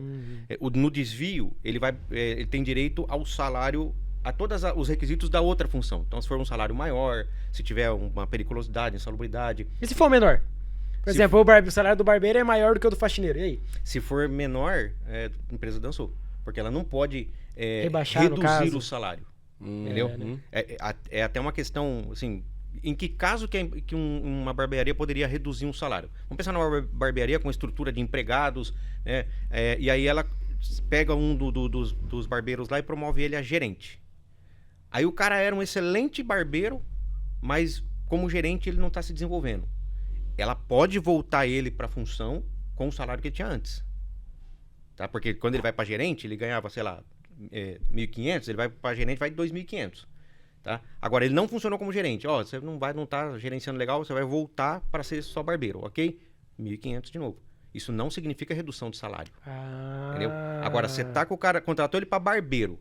Fala, não, mas agora eu quero ele como faxineiro. E o salário de faxineiro é menor, não pode reduzir o salário. Aí ele vai então, quando ele recebe uma promoção, ele pode voltar para o cargo anterior com o mesmo salário. Exatamente. Se ele entra num cargo, ele não pode ganhar menos. Não pode reduzir. Aquele cargo, entendi. Isso cara, eu não sabia também, isso é legal, Isso eu só sabia porque quando eu trabalhei de vendedor em Itu, lá que eu já comentei aqui, eu era vendedor, né? E aí a gente precisava de alguém pro estoque. E dentro das funções de vendedor no contrato, não tinha o estoque, né? Então você tinha lá a parte de você controlar ali o setor da venda, organizar tudo bonitinho, prateleira, mas não tinha estoque. E aí o meu chefe pegou e falou assim, vamos fazer o seguinte, vou te colocar de estoquista, certo? E você não vai ser mais vendedor, o salário do estoquista era maior. Aí quando chegou, eu tava lá no estoque e tal, ele achou um cara pra ser estoquista. Que o cara já trabalhava há muito tempo. Ele me voltou pra vendedor. E voltou meu salário de voltou o vendedor. salário. Aí eu falei, mas isso aqui tá errado. Aí ele me explicou. Ele falou, não tá errado. Por quê? Foi uma promoção, né? Na verdade, eu só tirei a sua promoção. Uhum. Não tô te rebaixando de cargo, né? Você entrou como vendedor. Agora, se eu tivesse colocado você de vendedor e aí eu passasse você pra, vamos colocar aí um representante que ganha menos, né? Que você só chega, você cuida de uma marca só. Aí eu estaria rebaixando o seu salário. Eu não posso. Isso. Aí ele me explicou isso na época. Só por isso. Essa parte eu sabia. E a comissionamento funciona da mesma forma? Porque a maioria das barbearias trabalha por comissão. Exemplo, 50-50. De tudo que o rapaz corta, 50 é pra barbearia, 50 é pro profissional. Então, independente de custo e nada, eu nunca vou poder diminuir essa porcentagem. Pra esse que você já combinou 50, não. Não. Pros Pros próximos, próximos você pode pegar com... não, sim. Não tem que ser tudo igual. Errei o cálculo nesse, pros próximos, Opa, vou ajustar mais esse aqui, não vai ter Esse como aqui, mais. infelizmente, já foi. Tem gente que reduz? Tem. Se um acordo bem conversado, tal, outra parte que também reconhece que a empresa está sendo lesada, que isso não vai se... Suponhamos o seguinte cenário. O corte, para fazer uma conta fácil, né? O corte é R$10 e eu pago 50%. Então o rapaz ganha 5. Eu, a partir de agora, eu vou cobrar R$20 e vou passar 40%. Ou seja, o dinheiro que cai na mão dele é maior agora, mas a porcentagem é menor. Dá discussão. Dá discussão. Porque, na verdade, você teve uma redução de percentual. Entendi. Entendeu? Mesmo que o líquido seja maior. Mas se não tivesse reduzido, seria maior ainda. Sim. Então, isso dá discussão. Entendi. Melhor evitar, né? Cara, Calcula direitinho. E são coisas que a gente fala que passa muito no inconsciente, né? O cara nem pensa nisso. Na hora de pegar um parceiro, de pegar alguém por comissionamento na barbearia. Falou, não pensa até precisar. Até precisar. Tá, então, beleza. Agora a gente já viu todas essas partes assim. Tem uma coisa que o Weslão falou que eu fiquei bem interessado, que é registro de marca, né? Eu não sei se isso tem uma diferença muito grande na hora de colocar ali na receita, por exemplo, se isso tem desconto, não sei como funciona. Mas eu sei que essa parte do registro de marca também dá uma dorzinha de cabeça, né? Cara, até não dá dor de cabeça, né? O que é importante observar? O quão forte está ficando a sua marca, tá? Eu quero ser bem conservador. Estabeleci uma marca lá, o Seven, né? Uhum. E não quero que ninguém seja dono dessa marca. Então já vai lá e registra. Não tem a menor possibilidade de Acho alguém que até virar antes de colocar o nome na sua barbearia, se é a intenção expandir, como eu acredito que é de todo mundo quando abre um negócio, já fazer uma pesquisa no INPE, né? Isso. Fazer uma pesquisa lá no INPI para ver se já não existe, né? E aí você nem gasta dinheiro para criar a identidade visual, nada, tá?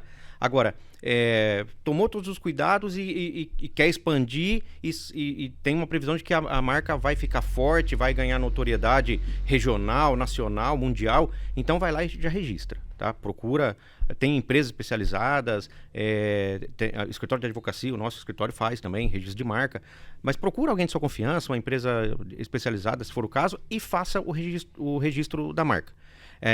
A marca, ela é sua, depois de registrada, por 10 anos. Depois tem que renovar o registro, né?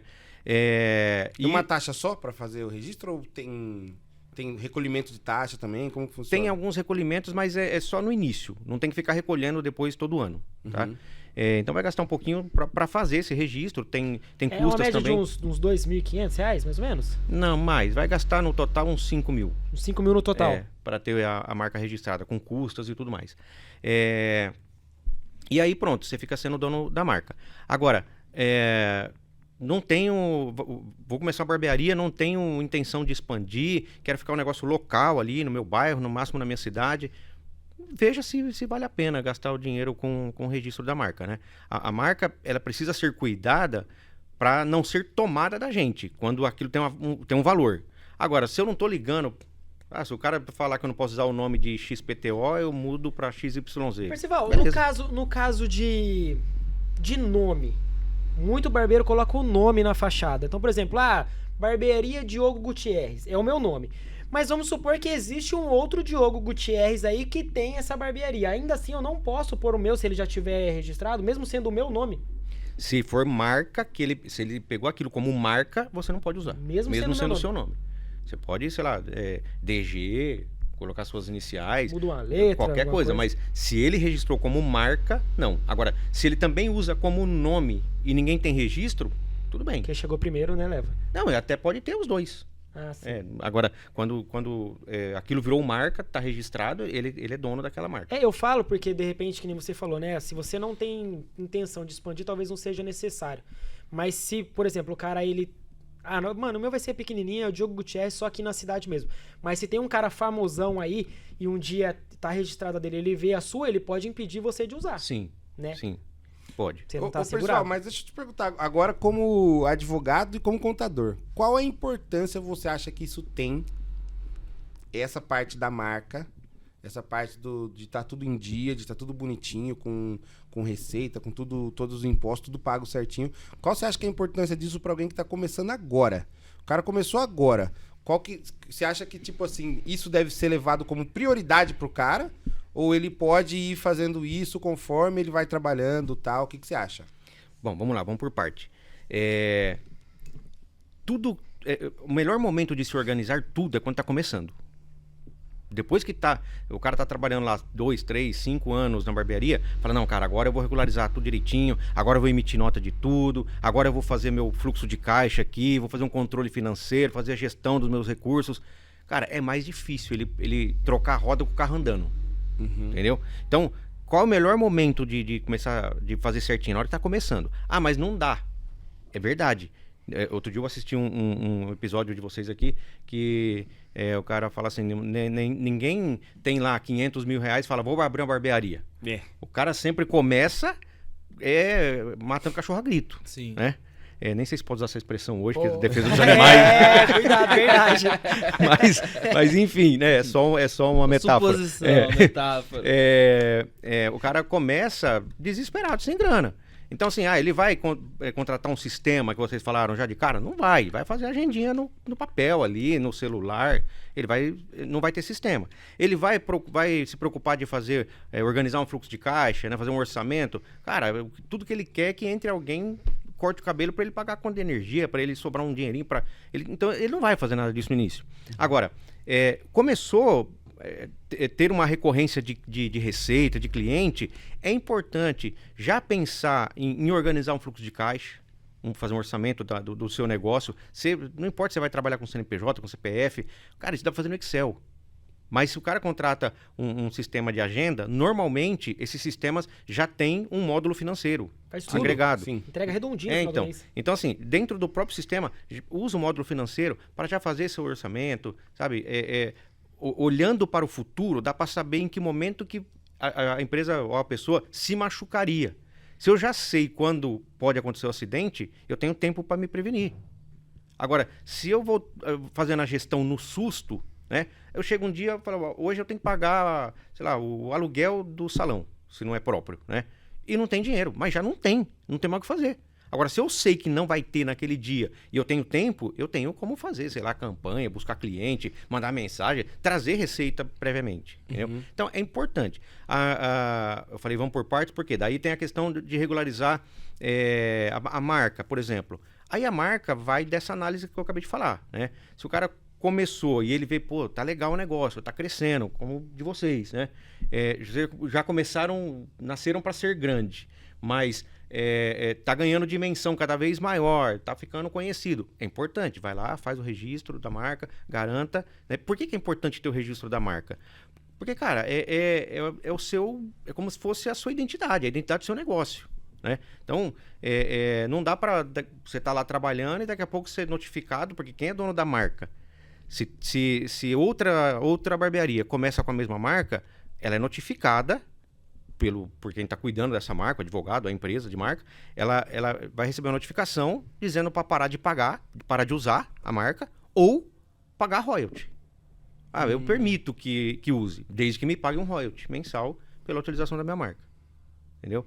Agora, tem empresa que não permite. Não permite. Tira! Eu lembro que a gente foi abrir um açougue em Hortolândia uma vez para um cliente e ele colocou Esquina, Casa de Carnes Esquina, com S-K-I-N-A. E tinha a Esquina Magazine em Campinas, né? Cara, nada a ver, né? Esquina Magazine não vendia carne. Não tem, Mas foi notificado. Dava pra para questionar, que é outra coisa, dava, mas não quero briga, tira. Aí para de usar o nome e boa, entendeu? Então é importante ter o registro para isso, para não ter perigo de... Porque também é verdade que se o outro registra e você está usando e a sua já é conhecida, famosa, por usar esse nome, ele te notifica, você vai ter que mudar tudo. E aí você ficou investindo 5, 6, 10 anos na sua marca, toda uma estrutura e do nada... Do nada perde tudo. Era 7, agora tem que ser 6. Só pra falar que veio antes. Só pra falar que veio antes. Tem que mudar. Que doideira, cara. É legal a gente passar isso aí pro pessoal, porque às vezes a gente não tem essa dimensão, né? Do como a nossa marca pode acontecer do nada, né? Igual a gente tá falando aqui de ganhar essa dimensão, mas hoje, com esse avanço de tecnologia, tem gente que vai dormir desconhecido, acorda famoso. Um vídeo viraliza, estoura, né? Cara, numa dessa daí o cara não tem nada, não tem nenhum plano, o cara acaba se perdendo, né, cara? E assim, é importante todo barbeiro entender que, como eu falei, quando a gente abre um negócio, ninguém abre um negócio pra fechar, todo mundo abre pra ser grande. Só que você só vai ser grande se mesmo sendo pequeno, você já agir como se você fosse grande. Porque o que muda primeiro é a mentalidade, pra depois mudar o externo. Se você deixa de fazer, negligencia essas coisas no começo, você não vai fazer quando você é grande, porque o carro já vai estar em movimento e é muito mais trabalho para fazer. Sim. Então comece pequeno com o que você tem, mas pense grande de onde você quer chegar, para poder alcançar os objetivos. Não é isso? E aí a gente tá evoluindo essa empresa aí, já tá mais grande, já estamos pensando em registrar a marca, e aí com certeza o faturamento já bateu o teto do mês, já tivemos que ir para um ME. Deixa desenquadrar natural ou você corre atrás já sabendo que vai desenquadrar e vai lá, desenquadra e passa pro MEI? ME vamos lá, ME é microempresa, certo? Microempresa. Isso. Todo mundo acompanhando, né? Beleza, vamos lá. Cara, busca informação, busca ajuda e faça o desenquadramento previamente. Porque se deixar desenquadrar naturalmente, tem algumas variáveis para ser levado em conta, né? Então pode acontecer de você ter que recolher o ano todo retroativo como microempresa. Nossa Aí fica bom. E aí, uma paulada só. E aí machuca. Nossa, aí machuca. Então é importante, tá crescendo a receita, busca uma contabilidade de confiança, pega a orientação correta, já começa a fazer o desenquadramento com calma, né? Para não extrapolar os limites e aí cair nesse cenário de ter que recolher retroativo. E aí você já começa a pagar imposto, vai de 6%? É a partir de 6%. A partir de 6%, né? 6%. Como que é calculado o Simples Nacional? Sempre olha para trás. Então, se nos 12 meses anteriores a receita total foi de até 180 mil, a receita somada até 180 mil, 6%. Se passou de 180, ficou entre 180 e 360 mil, aí muda de alíquota, daí já vai para 11,2%. Mas de alíquota nominal, tá? Eu vou acelerar porque tem uns conteúdos que eu quero falar muito bacana com vocês. Não esquenta a cabeça, vamos embora. Mas o que eu vou falar agora já serve para imposto de renda, que eu vou falar em seguida. Tem a alíquota nominal e a alíquota efetiva. O que é a nominal? Aquela que está na lei. A lei diz que é 11,2%. Tá? Agora, como que na hora que pegar o valor da guia do mês e fazer a análise pelo faturamento do mês, vai dar uma alíquota um pouco menor, que é a alíquota efetiva. Por quê? Porque lembra que eu falei que o Simples, ele só tem um nome de Simples? Ele tem uma equação gigante lá para fazer o cálculo. Depois que eu aplicar essas variáveis na equação, a alíquota efetiva sempre é menor do que a nominal. Tá? Então, mas de alíquota nominal vai dar 11,2%. Não vai cair muito também, 10,5%, 10,8%. E aí ele pode ter mais funcionários, né? Sim, aí não tem limite. Aí ele pode contratar. Pode abrir sociedade, que o MEI também não pode ter sociedade. ME já tem algumas outras obrigações, mas também tem alguns outros benefícios já, né? Sim. O pessoal até... Eu vi outro dia uma matéria de alguém que escreveu que a ME tem um limite de funcionários. Não tem mais. Não existe limite. Ilimitado. O cara virou... Agora, o que... É claro que o limite de funcionário tem que ser o condizente com a receita, né? Sim. O cara só nega toda a receita, tem lá 200 funcionários e uma receita de 10 mil reais. É a famosa frase, o seu bolso é meu guia, né? Assim funciona. Bom, eu falei que ia acelerar porque tem umas coisas muito importantes para falar pro pessoal. É o seguinte, qual a vantagem, uma outra vantagem também de se regularizar, né? Como MEI ou como microempresa, o acesso a crédito, por exemplo. Às vezes você precisa alavancar o negócio, quer fazer uma mudança, quer sair do ponto A para o ponto B, e não tem todos os recursos, né? Então, tem linhas de crédito com incentivos, né, para quem está regularizado. Uma delas é o do Banco do Povo, que é o banco do Estado, é um programa do governo do Estado de São Paulo, né? Então, são recursos estaduais, né, com parte do juro subsidiado pelo governo e de fácil acesso, né? Onde que o cara procura isso? No Sebrae, se tiver o Sebrae na cidade, né? Aqui vai conseguir no PAT, no Posto de Apoio ao Trabalhador, que é ali na Parque das Nações. Mudou, não é agora mais, mudou, né? agora é aqui, Agora né? é no- Aqui em cima, na antiga rodoviária, Isso. verdade. Então, ali ele consegue É o acesso a Banco esse do crédito. Povo, né? Banco do Povo. Tem outras linhas também. O autônomo que a gente falou no começo consegue acesso a esse crédito? Não. Eu acho que Não, não. só Eu CNPJ, acho que né? Não tenho certeza, mas acho que não. Tá. Tem outras linhas também, né? Hoje tem o Pronamp, que é uma linha que está aberta continuamente. O Pronamp nasceu... Mas deixa eu te cortar um negocinho. Esse Pronamp, eu falo porque assim, existem bastante linhas de crédito. Cara, mas o que o governo também não ajuda a nós, porque é uma burocracia que, meu Deus do céu, eu pleiteei esse Pronamp umas 4 vezes, cara, e fui negado as 4. Mas o Pronamp, qual que é a diferença do Pronamp pro Banco do Povo? O Pronamp é um recurso federal, tá? Agora, assim, ó, o governo... O Pronamp nasceu como uma ideia maravilhosa, né?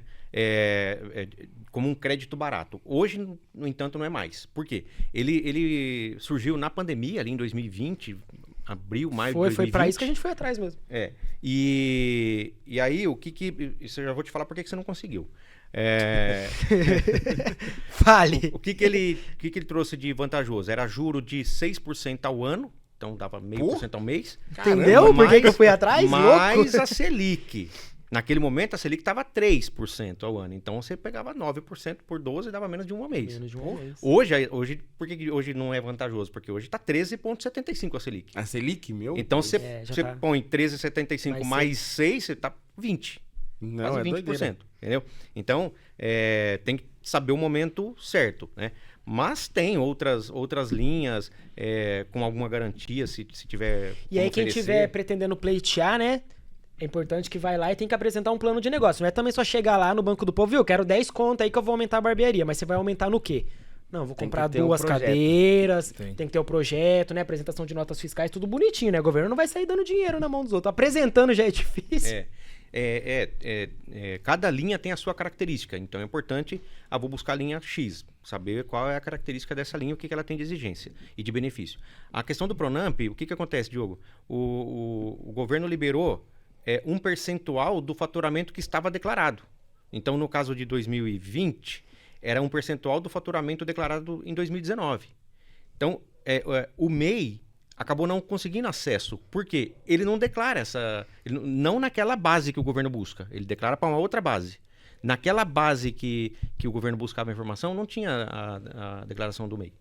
Entendeu? Não tinha informação do MEI. Então, agora, a microempresa, empresa de pequeno porte, o cara que emitiu nota direitinho, declarou a receita, ele teve acesso. Hoje, em 2023, está analisando o percentual de receita de 22%. Entendeu? Então, a empresa sonegou pra caramba em 2022, declarou lá uma receitinha baixa. Ok, o valor disponível de Pronamp é proporcional. Bem entendeu? baixinho. Então, o MEI acabou não conseguindo acesso ao Pronamp por essa questão. Aí tem outras linhas, como essa do Banco do Povo, disponível para MEI. Então, esse é um benefício de trabalhar regularizado, né? O cara, quando ele abre o CNPJ, é importante que ele também tenha uma conta jurídica no banco. Sim, você falou disso, eu pulei. É importante separar totalmente, né? O que é jurídico, o que é físico. É muito comum a gente chegar até em empresas de porte significativo, e aí você pega o extrato bancário da empresa, tem lá um pagamento de, sei lá, o cara comprou um presente para a esposa ou para amante. E quando é pra esposa, tá tranquilo, né? A esposa, mas esse presente aqui que não chegou. E usou o dinheiro da empresa, pagou pela conta da empresa, foi almoçar num almoço de família, né? Porque no almoço de negócio, ok, você usa o cartão da empresa. Pega a nota, apresenta lá para contabilidade direitinho. Agora, o cara saiu para almoçar com a família, jantar com a família e usou o cartão da empresa. É muito importante separar. Mas eu vou sair com a família e tem dinheiro na conta da empresa e não tem na minha física. Transfere. Transfere da jurídica para física e identifica isso lá para a contabilidade. Identifica para a contabilidade como uma antecipação de lucro. Pronto. Certo? Aí, você antecipou a distribuição do lucro, você não esperou fechar para ver quanto tinha de lucro. E aí, quando antecipa o lucro e gasta na pessoa física, se é para física, gasta com a conta física. Muito importante, se tenha certeza que a empresa vai dar lucro para antecipar lucro, porque senão isso vira prolabore, que é outra coisa que tem aqui para a gente falar. Né? E aí você detectou só lá em dezembro que um dinheiro que você pegou em janeiro não tinha lucro. Né? E aí você identificou como antecipação de lucro. O que tem que fazer? Voltar lá em janeiro, fazer a folha de pagamento do Prolabore, né? Reclassificar isso como Prolabore, recolher INSS, recolher imposto de renda na fonte, tudo atrasado com juros de multa. Para o pessoal que está em casa aí, o que é Prolabore? Prolabore é o salário, né? Entre aspas, o salário, a remuneração do dono do negócio ou dos sócios de um negócio. Tá? Então, o empregado, quando ele trabalha, ele ganha um salário. A remuneração dele se chama salário. Do dono ou dos sócios se chama Prolabore, que é pelo trabalho. Né? E aí ele tem o Prolabore mais a divisão dos lucros da empresa. Isso, exatamente. Tá? Tem empresário que não se remunera com Prolabore. Se remunera apenas como lucro. Tá? Pode. Vocês vão encontrar gente que diz que pode e outros que não pode. Na verdade...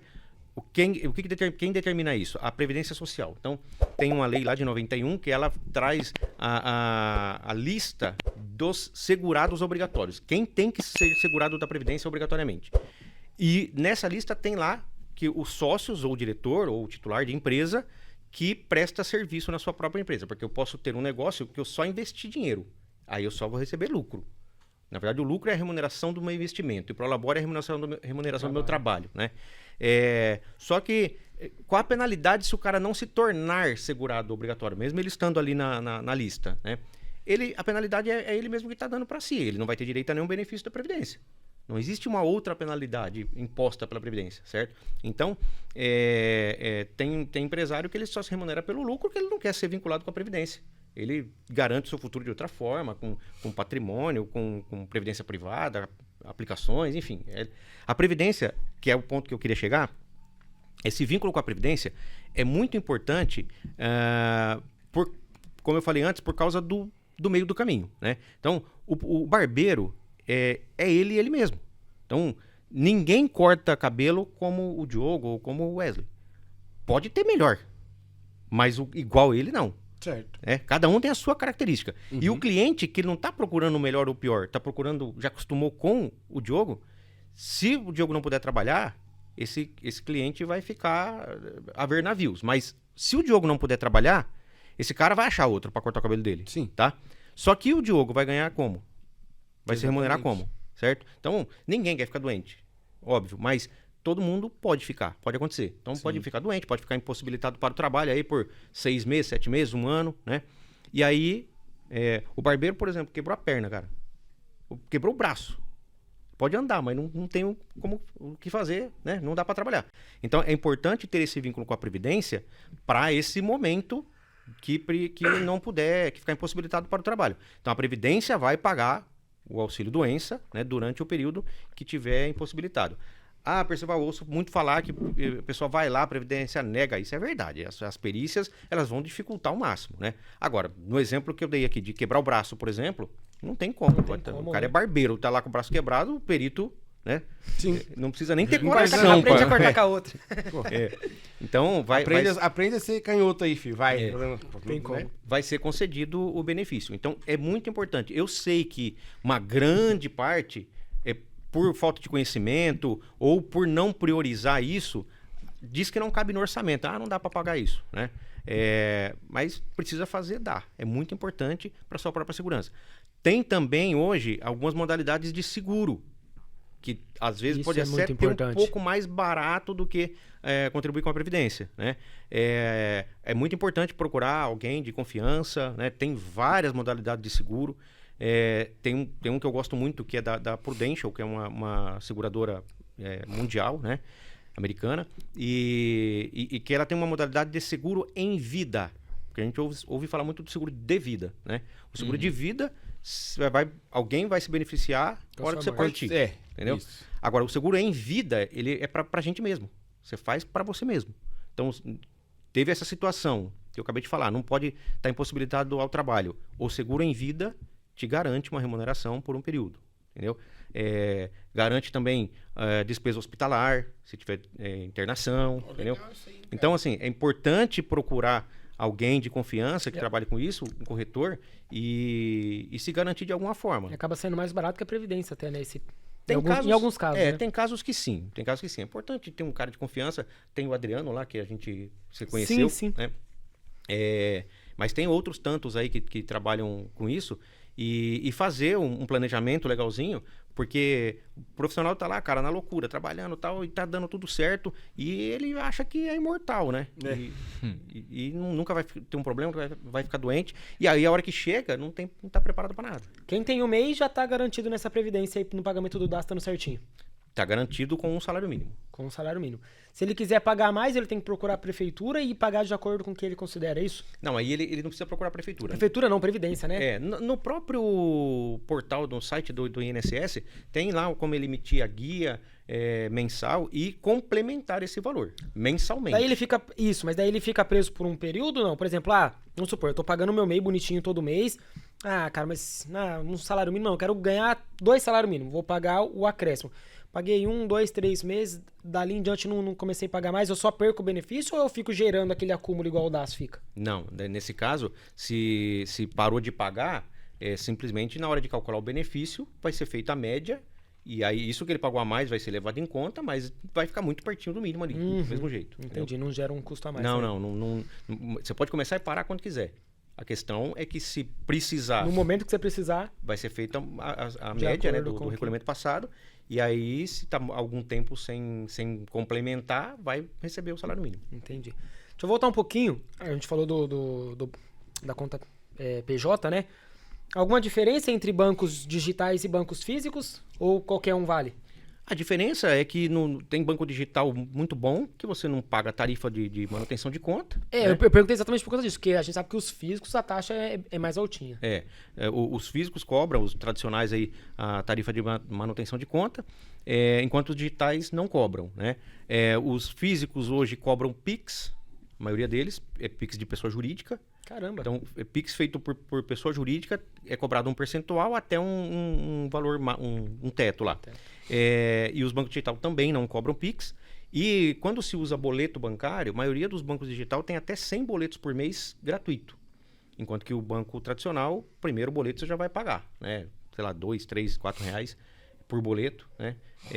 Então tem essas diferenças, basicamente. Tá, mas tranquilo, dá pra levar os dois, então. Dá. E dá pra trabalhar só com digital também. Né? Eu falo porque eu trabalho só com digital. Não Ah. achei benefício no físico. Cara, eu tenho os dois. Só que hoje em dia o físico tá muito correndo atrás do digital, né? Sim. Então a primeira coisa que me ofereceram no meu banco físico foi isenção de taxa. Então eu não pago taxa para manutenção de conta, mas aí tem todos esses outros No jurídico. essas outras Jurídico cobranças. físico. Tem essas outras cobranças daí. Emitir boleto aí é R$2,50, R$3,50, alguma coisa assim, né? Tem um horário certo para fazer o Pix.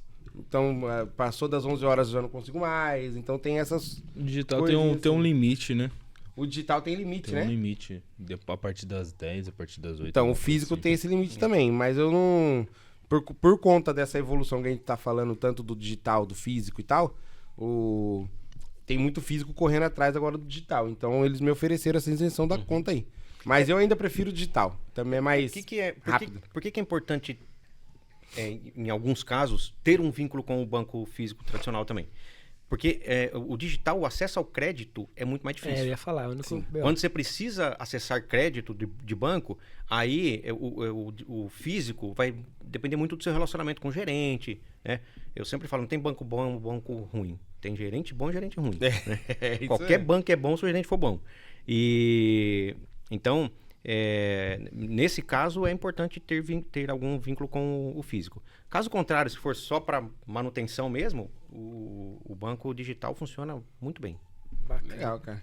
Viu? Falando de previdência, né? Vamos lá. A gente tá passeando nos assuntos.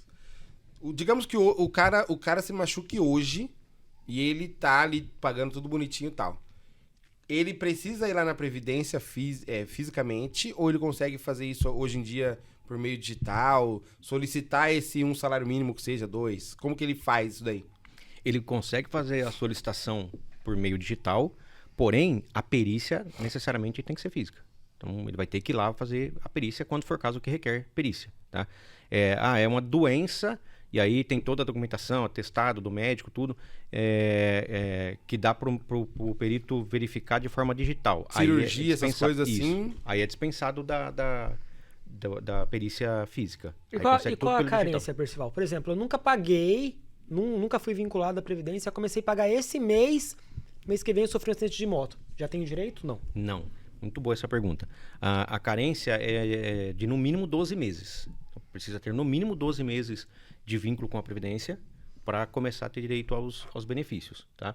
Isso em algum momento da vida. Por exemplo, vamos supor, 10 anos atrás eu trabalhei registrado 1 ano e tive vínculo, fiquei 10 anos sem contribuir, me machuquei, comecei a contribuir de novo e me machuquei já em sequência. Aqueles 12 meses de 10 anos atrás contam ou não? Não.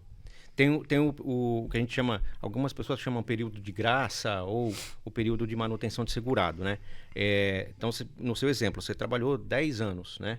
E aí parou de trabalhar, perdeu o vínculo com a Previdência. Por até 2 anos, se acontecer qualquer coisa, mesmo se você contribuir nada, você está nesse período de graça aí. Mantém a sua qualidade de segurado, certo?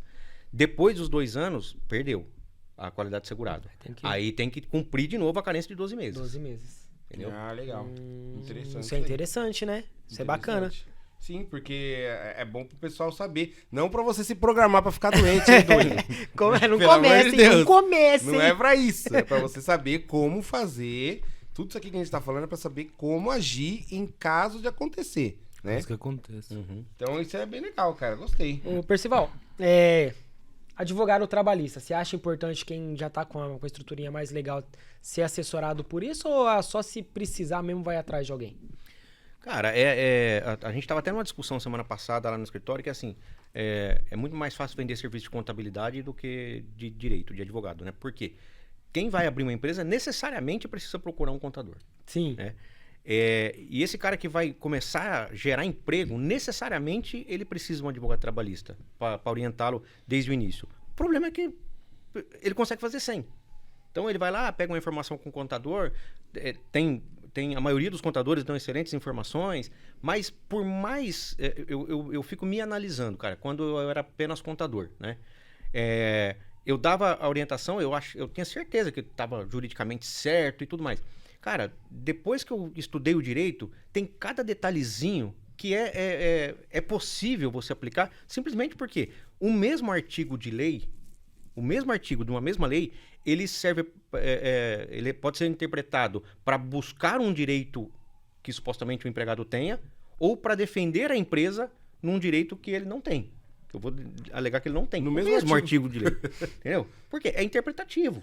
Né? Então, eu interpreto ele literal e a contrário senso. Então, olhando do lado contrário, como é que eu posso me beneficiar desse próprio artigo aqui? Entendeu?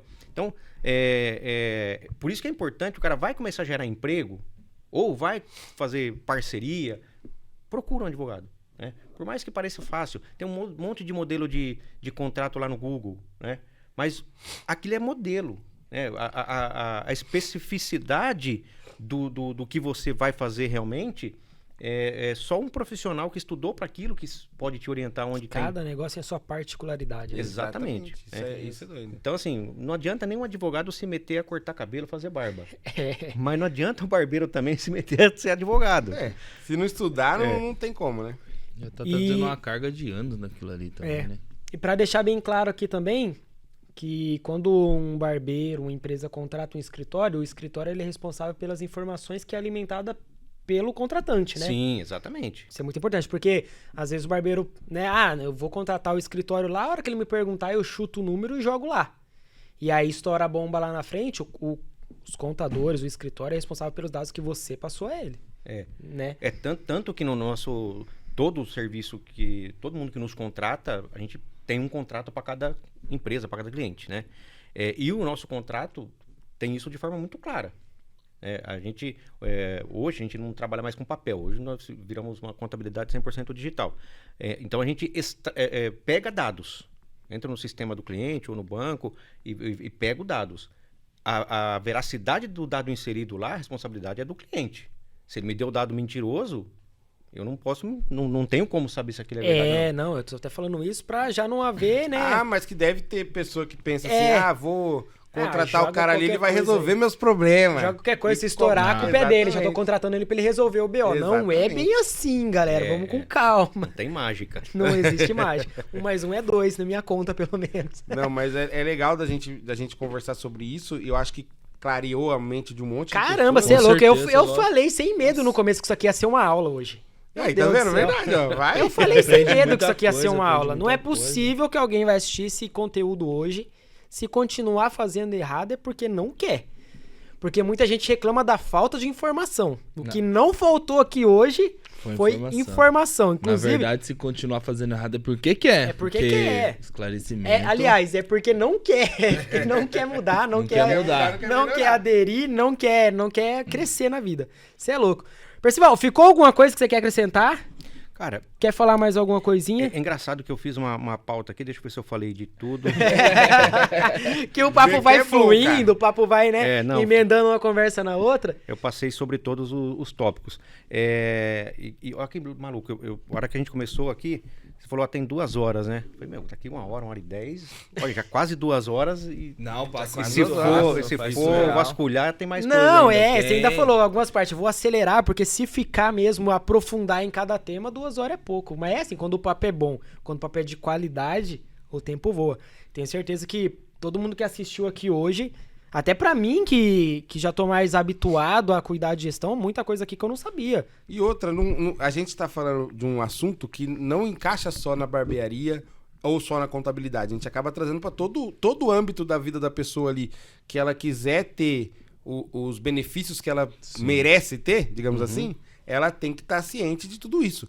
O cara quer abrir um lugar pra vender açaí. Ele vai passar por tudo isso. Sim. Entendeu? O cara quer abrir uma barbearia, o cara quer abrir um lava rápido. Tudo ele vai passar por isso. Então, assim, é um assunto que é interessante pra todas as áreas de alguém que quer empreender. Pessoal, deixa eu perguntar uma última coisinha aqui. Vocês têm algum tipo de trabalho nesse sentido? Se não tiver, talvez uma ideia pra você.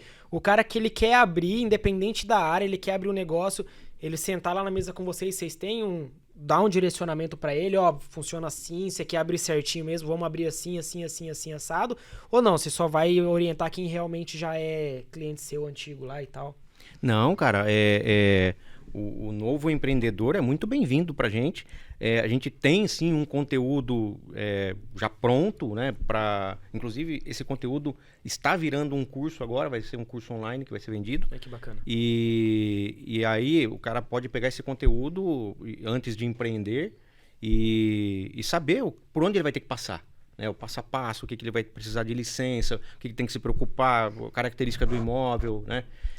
Essa preocupação com o zoneamento, porque via de regra o cara primeiro aluga o imóvel e depois ele vai procurar contabilidade. Fala, cara, essa atividade não pode ser aí. Você já tá alugando. Poxa, já fechou o contrato de 1 ano. De 1 ano. Tem gente que fecha contrato de 10. Olha aí. Recentemente tem uma pessoa que chegou nova em Indaiatuba e está empreendendo um negócio muito específico. Que tem uma característica de escola, né, para cursos. Só que pelo tipo de curso que ele vai dar, ele precisa estar na área industrial. E ele estava alugando um galpão aqui na Fábio Ferraz Bicudo ali. Na área mista ali, residencial, atrás de condomínios ali. Entendeu? Ia dar bom. Então, assim, ainda bem que ele me procurou antes, desenquadrou um MEI e tal. Aí, quando ele falou dessa ideia, eu falei, antes de fechar a locação, me consulta. Eu preciso consultar o imóvel, né? E aí, aquele imóvel não podia, entendeu? Então, a gente dá, sim, esse apoio desde o início. É só nos procurar, sentar lá com a gente, que vai ser um prazer dar um apoio. Que isso é muito importante, né? Às vezes o cara ele não tem esse direcionamento e são 27 anos aqui que o cara já vai dar de atalho pra quem tá começando, né? Cara que começa e não sabe pra onde ir, são 27 anos que o cara já sabe as manhas, já sabe o que pode, o que não pode, o que é viável, o que não é viável, vai trazer mais clareza ainda. A gente cai naquele ponto que a gente sempre fala.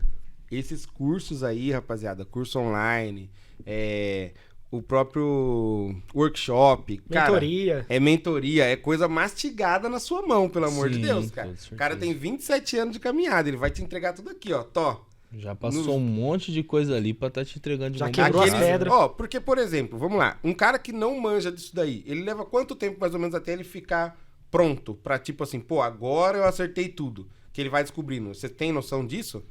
Ah, essa pergunta sua é bem difícil. porque- Sozinho vou falar, hein, Vitão? cada pessoa tem o seu tempo, né? Mas, cara, vai ralar muito. Vai uns... Vai. Sabe por quê? Porque não conhece. Por exemplo, se ele falar assim, ó, você precisa de uma licença.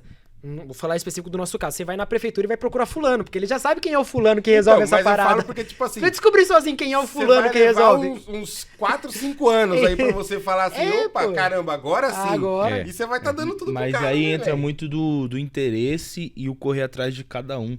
Entendeu? É. O tempo que ela vai fazer, que ela vai levar pra fazer isso. Às vezes o cara começa a ver que é difícil, né? Já... Cara, Então, você fala, falou, deixa quieto. você isso aí. falou um negócio agora há pouco que assim, não é um conteúdo que serve só pro barbeiro, né? A gente falou de várias coisas. Eu quero deixar dois assuntos pro pessoal refletir. Primeiro ponto, o cara pode levar, sei lá, 4, 5, 6 anos e ficar bom sozinho, tá? Cara, mas pra que ir sozinho se tem gente te dando a mão? Entendeu? Tem uma frase que fala assim, sozinho eu posso até ir mais rápido, mas acompanhado eu vou mais longe. é isso mesmo. Entendeu? Então, pega na mão de alguém e vai longe, entendeu? E eu sei que dinheiro é limitado, recurso financeiro é limitado, até para os bilionários, né? Porém, procurar ajuda, sabe? Às vezes não requer nem investimento. Às vezes o cara vai lá, me pede uma Por isso que eu uma falei, consulta comigo. Cara, eu não vou cobrar. Como advogado, sim, eu tenho que cobrar por causa da OAB, tem a tabela tal, Sim. sou obrigado pelo código de ética, né? Mas como contador, eu tô investindo meu tempo no empreendedorismo, né? Então, eu não cobro uma consulta como contador. Então vai lá, o cara bate meia hora de papo, 1 hora. E às vezes os sabe? caras têm medo, né, de... Então assim, e outra, tem dúvida se eu vou cobrar ou não? Na ligação pergunta, quanto é a consulta? Ah, não, essa não Comunicação, é nada, né? entendeu? Agora, esse é um ponto que eu queria deixar o pessoal refletir, essa questão de ir com ajuda, não tentar ir sozinho. E outro ponto, cara, é a questão do vínculo com a Previdência. Qualquer tipo de seguro. Quero insistir nisso porque eu já vi alguns profissionais liberais passando dificuldade, passando aperto mesmo, dependendo de ajuda de terceiros. Por quê? Porque não se preparou para um momento de doença, né? Ou até mesmo de impossibilidade do trabalho, um período longo. Então, se preocupa com isso agora. Não importa com quanto vai se vincular. Eu posso um salário mínimo. Ok, se vincula com um salário mínimo. Faz o MEI, que fica mais barato ainda. 60 e poucos reais por mês, né? E cria esse vínculo. Parece que é pouco, R$1.320 de um salário mínimo de benefício. Mas para quem não tem nada, cara, é 1.320 a mais. Exatamente. Entendeu? Então, é melhor esse 1.320 do que zerado, né? Então, deixar essas reflexões aqui pro pessoal saber que essa hora pode chegar. Se nunca chegar, ok. Melhor Mas que se não preveniu. chegue, mas se chegar. Mas se Chegar, preveniu. tá Chegar tá preparado, prevenido, né? Não, e é bom. E isso da reflexão de chegar acompanhada, como você falou, 5, 6 anos, de repente, pra ficar bom nessa área contábil. Cara, se eu sou barbeiro, eu vou investir 5, 6 anos em corte de cabelo, em gestão de barbearia. Então. Deixa essa área pra ele, cara. Se eu quiser ficar bom em contabilidade, eu, né? Eu vou pra contabilidade, né? Na contabilidade, cara. Às vezes quer abraçar o mundo e quem quer fazer tudo acaba não fazendo nada. Exatamente. Percival, cara, muito obrigado pela sua presença aqui hoje. De verdade, foi muito enriquecedor pra gente. Te agradeço de coração. Pra finalizar, gostaria que você deixasse um recado aí pra quem te acompanha, agradecimento, o pessoal do escritório, esposa. E um recado pro pessoal que te assistiu aqui hoje. Deixa aí, olha na câmera da verdade ali, ó. Com esse rostinho bonito. Opa! E deixa um recado pro pessoal Obrigado aí. pelo bonito. Diogo, eu agradeço muito, cara, o convite, a oportunidade de estar aqui, vocês, Wesley, o café. Agradeço muito essa oportunidade. Eu te falei quando te conheci, falei, cara, se um dia você quiser gerar um conteúdo para o seu público aí, tô aí disponível para falar e vim com o maior prazer mesmo. Tomara que seja muito útil e que bastante gente usufrua desse conhecimento que eu vim aqui compartilhar com muito prazer. E para vocês, público aqui do Pod 7, Pode 7.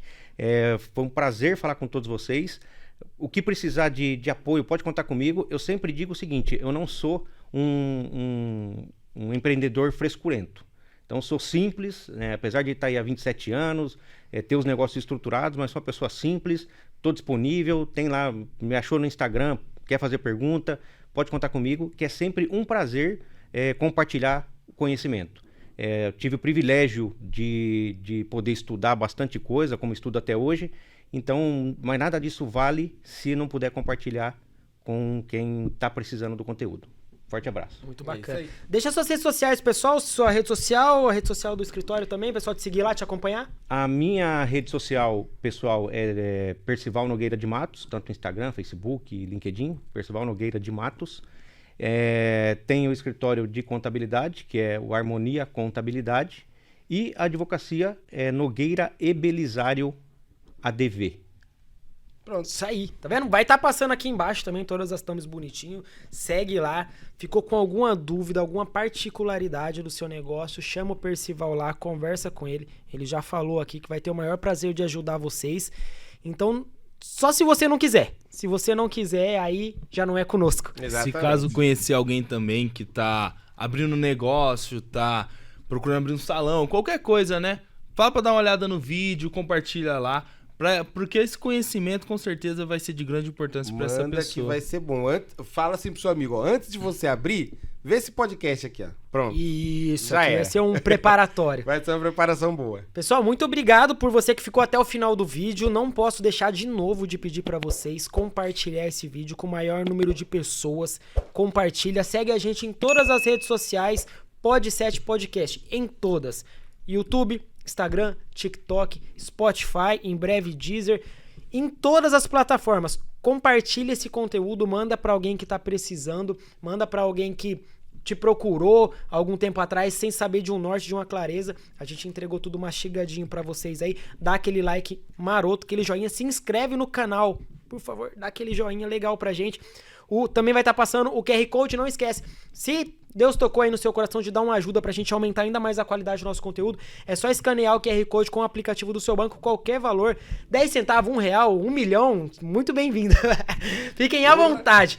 As nossas redes sociais vão estar passando aqui embaixo também, um pouquinho do nosso dia a dia, do Vitor, do Weslão, a minha pessoal também vai estar passando aqui embaixo. Segue a gente no mais. Muito obrigado. Valeu, Tamo gente. junto! É nóis.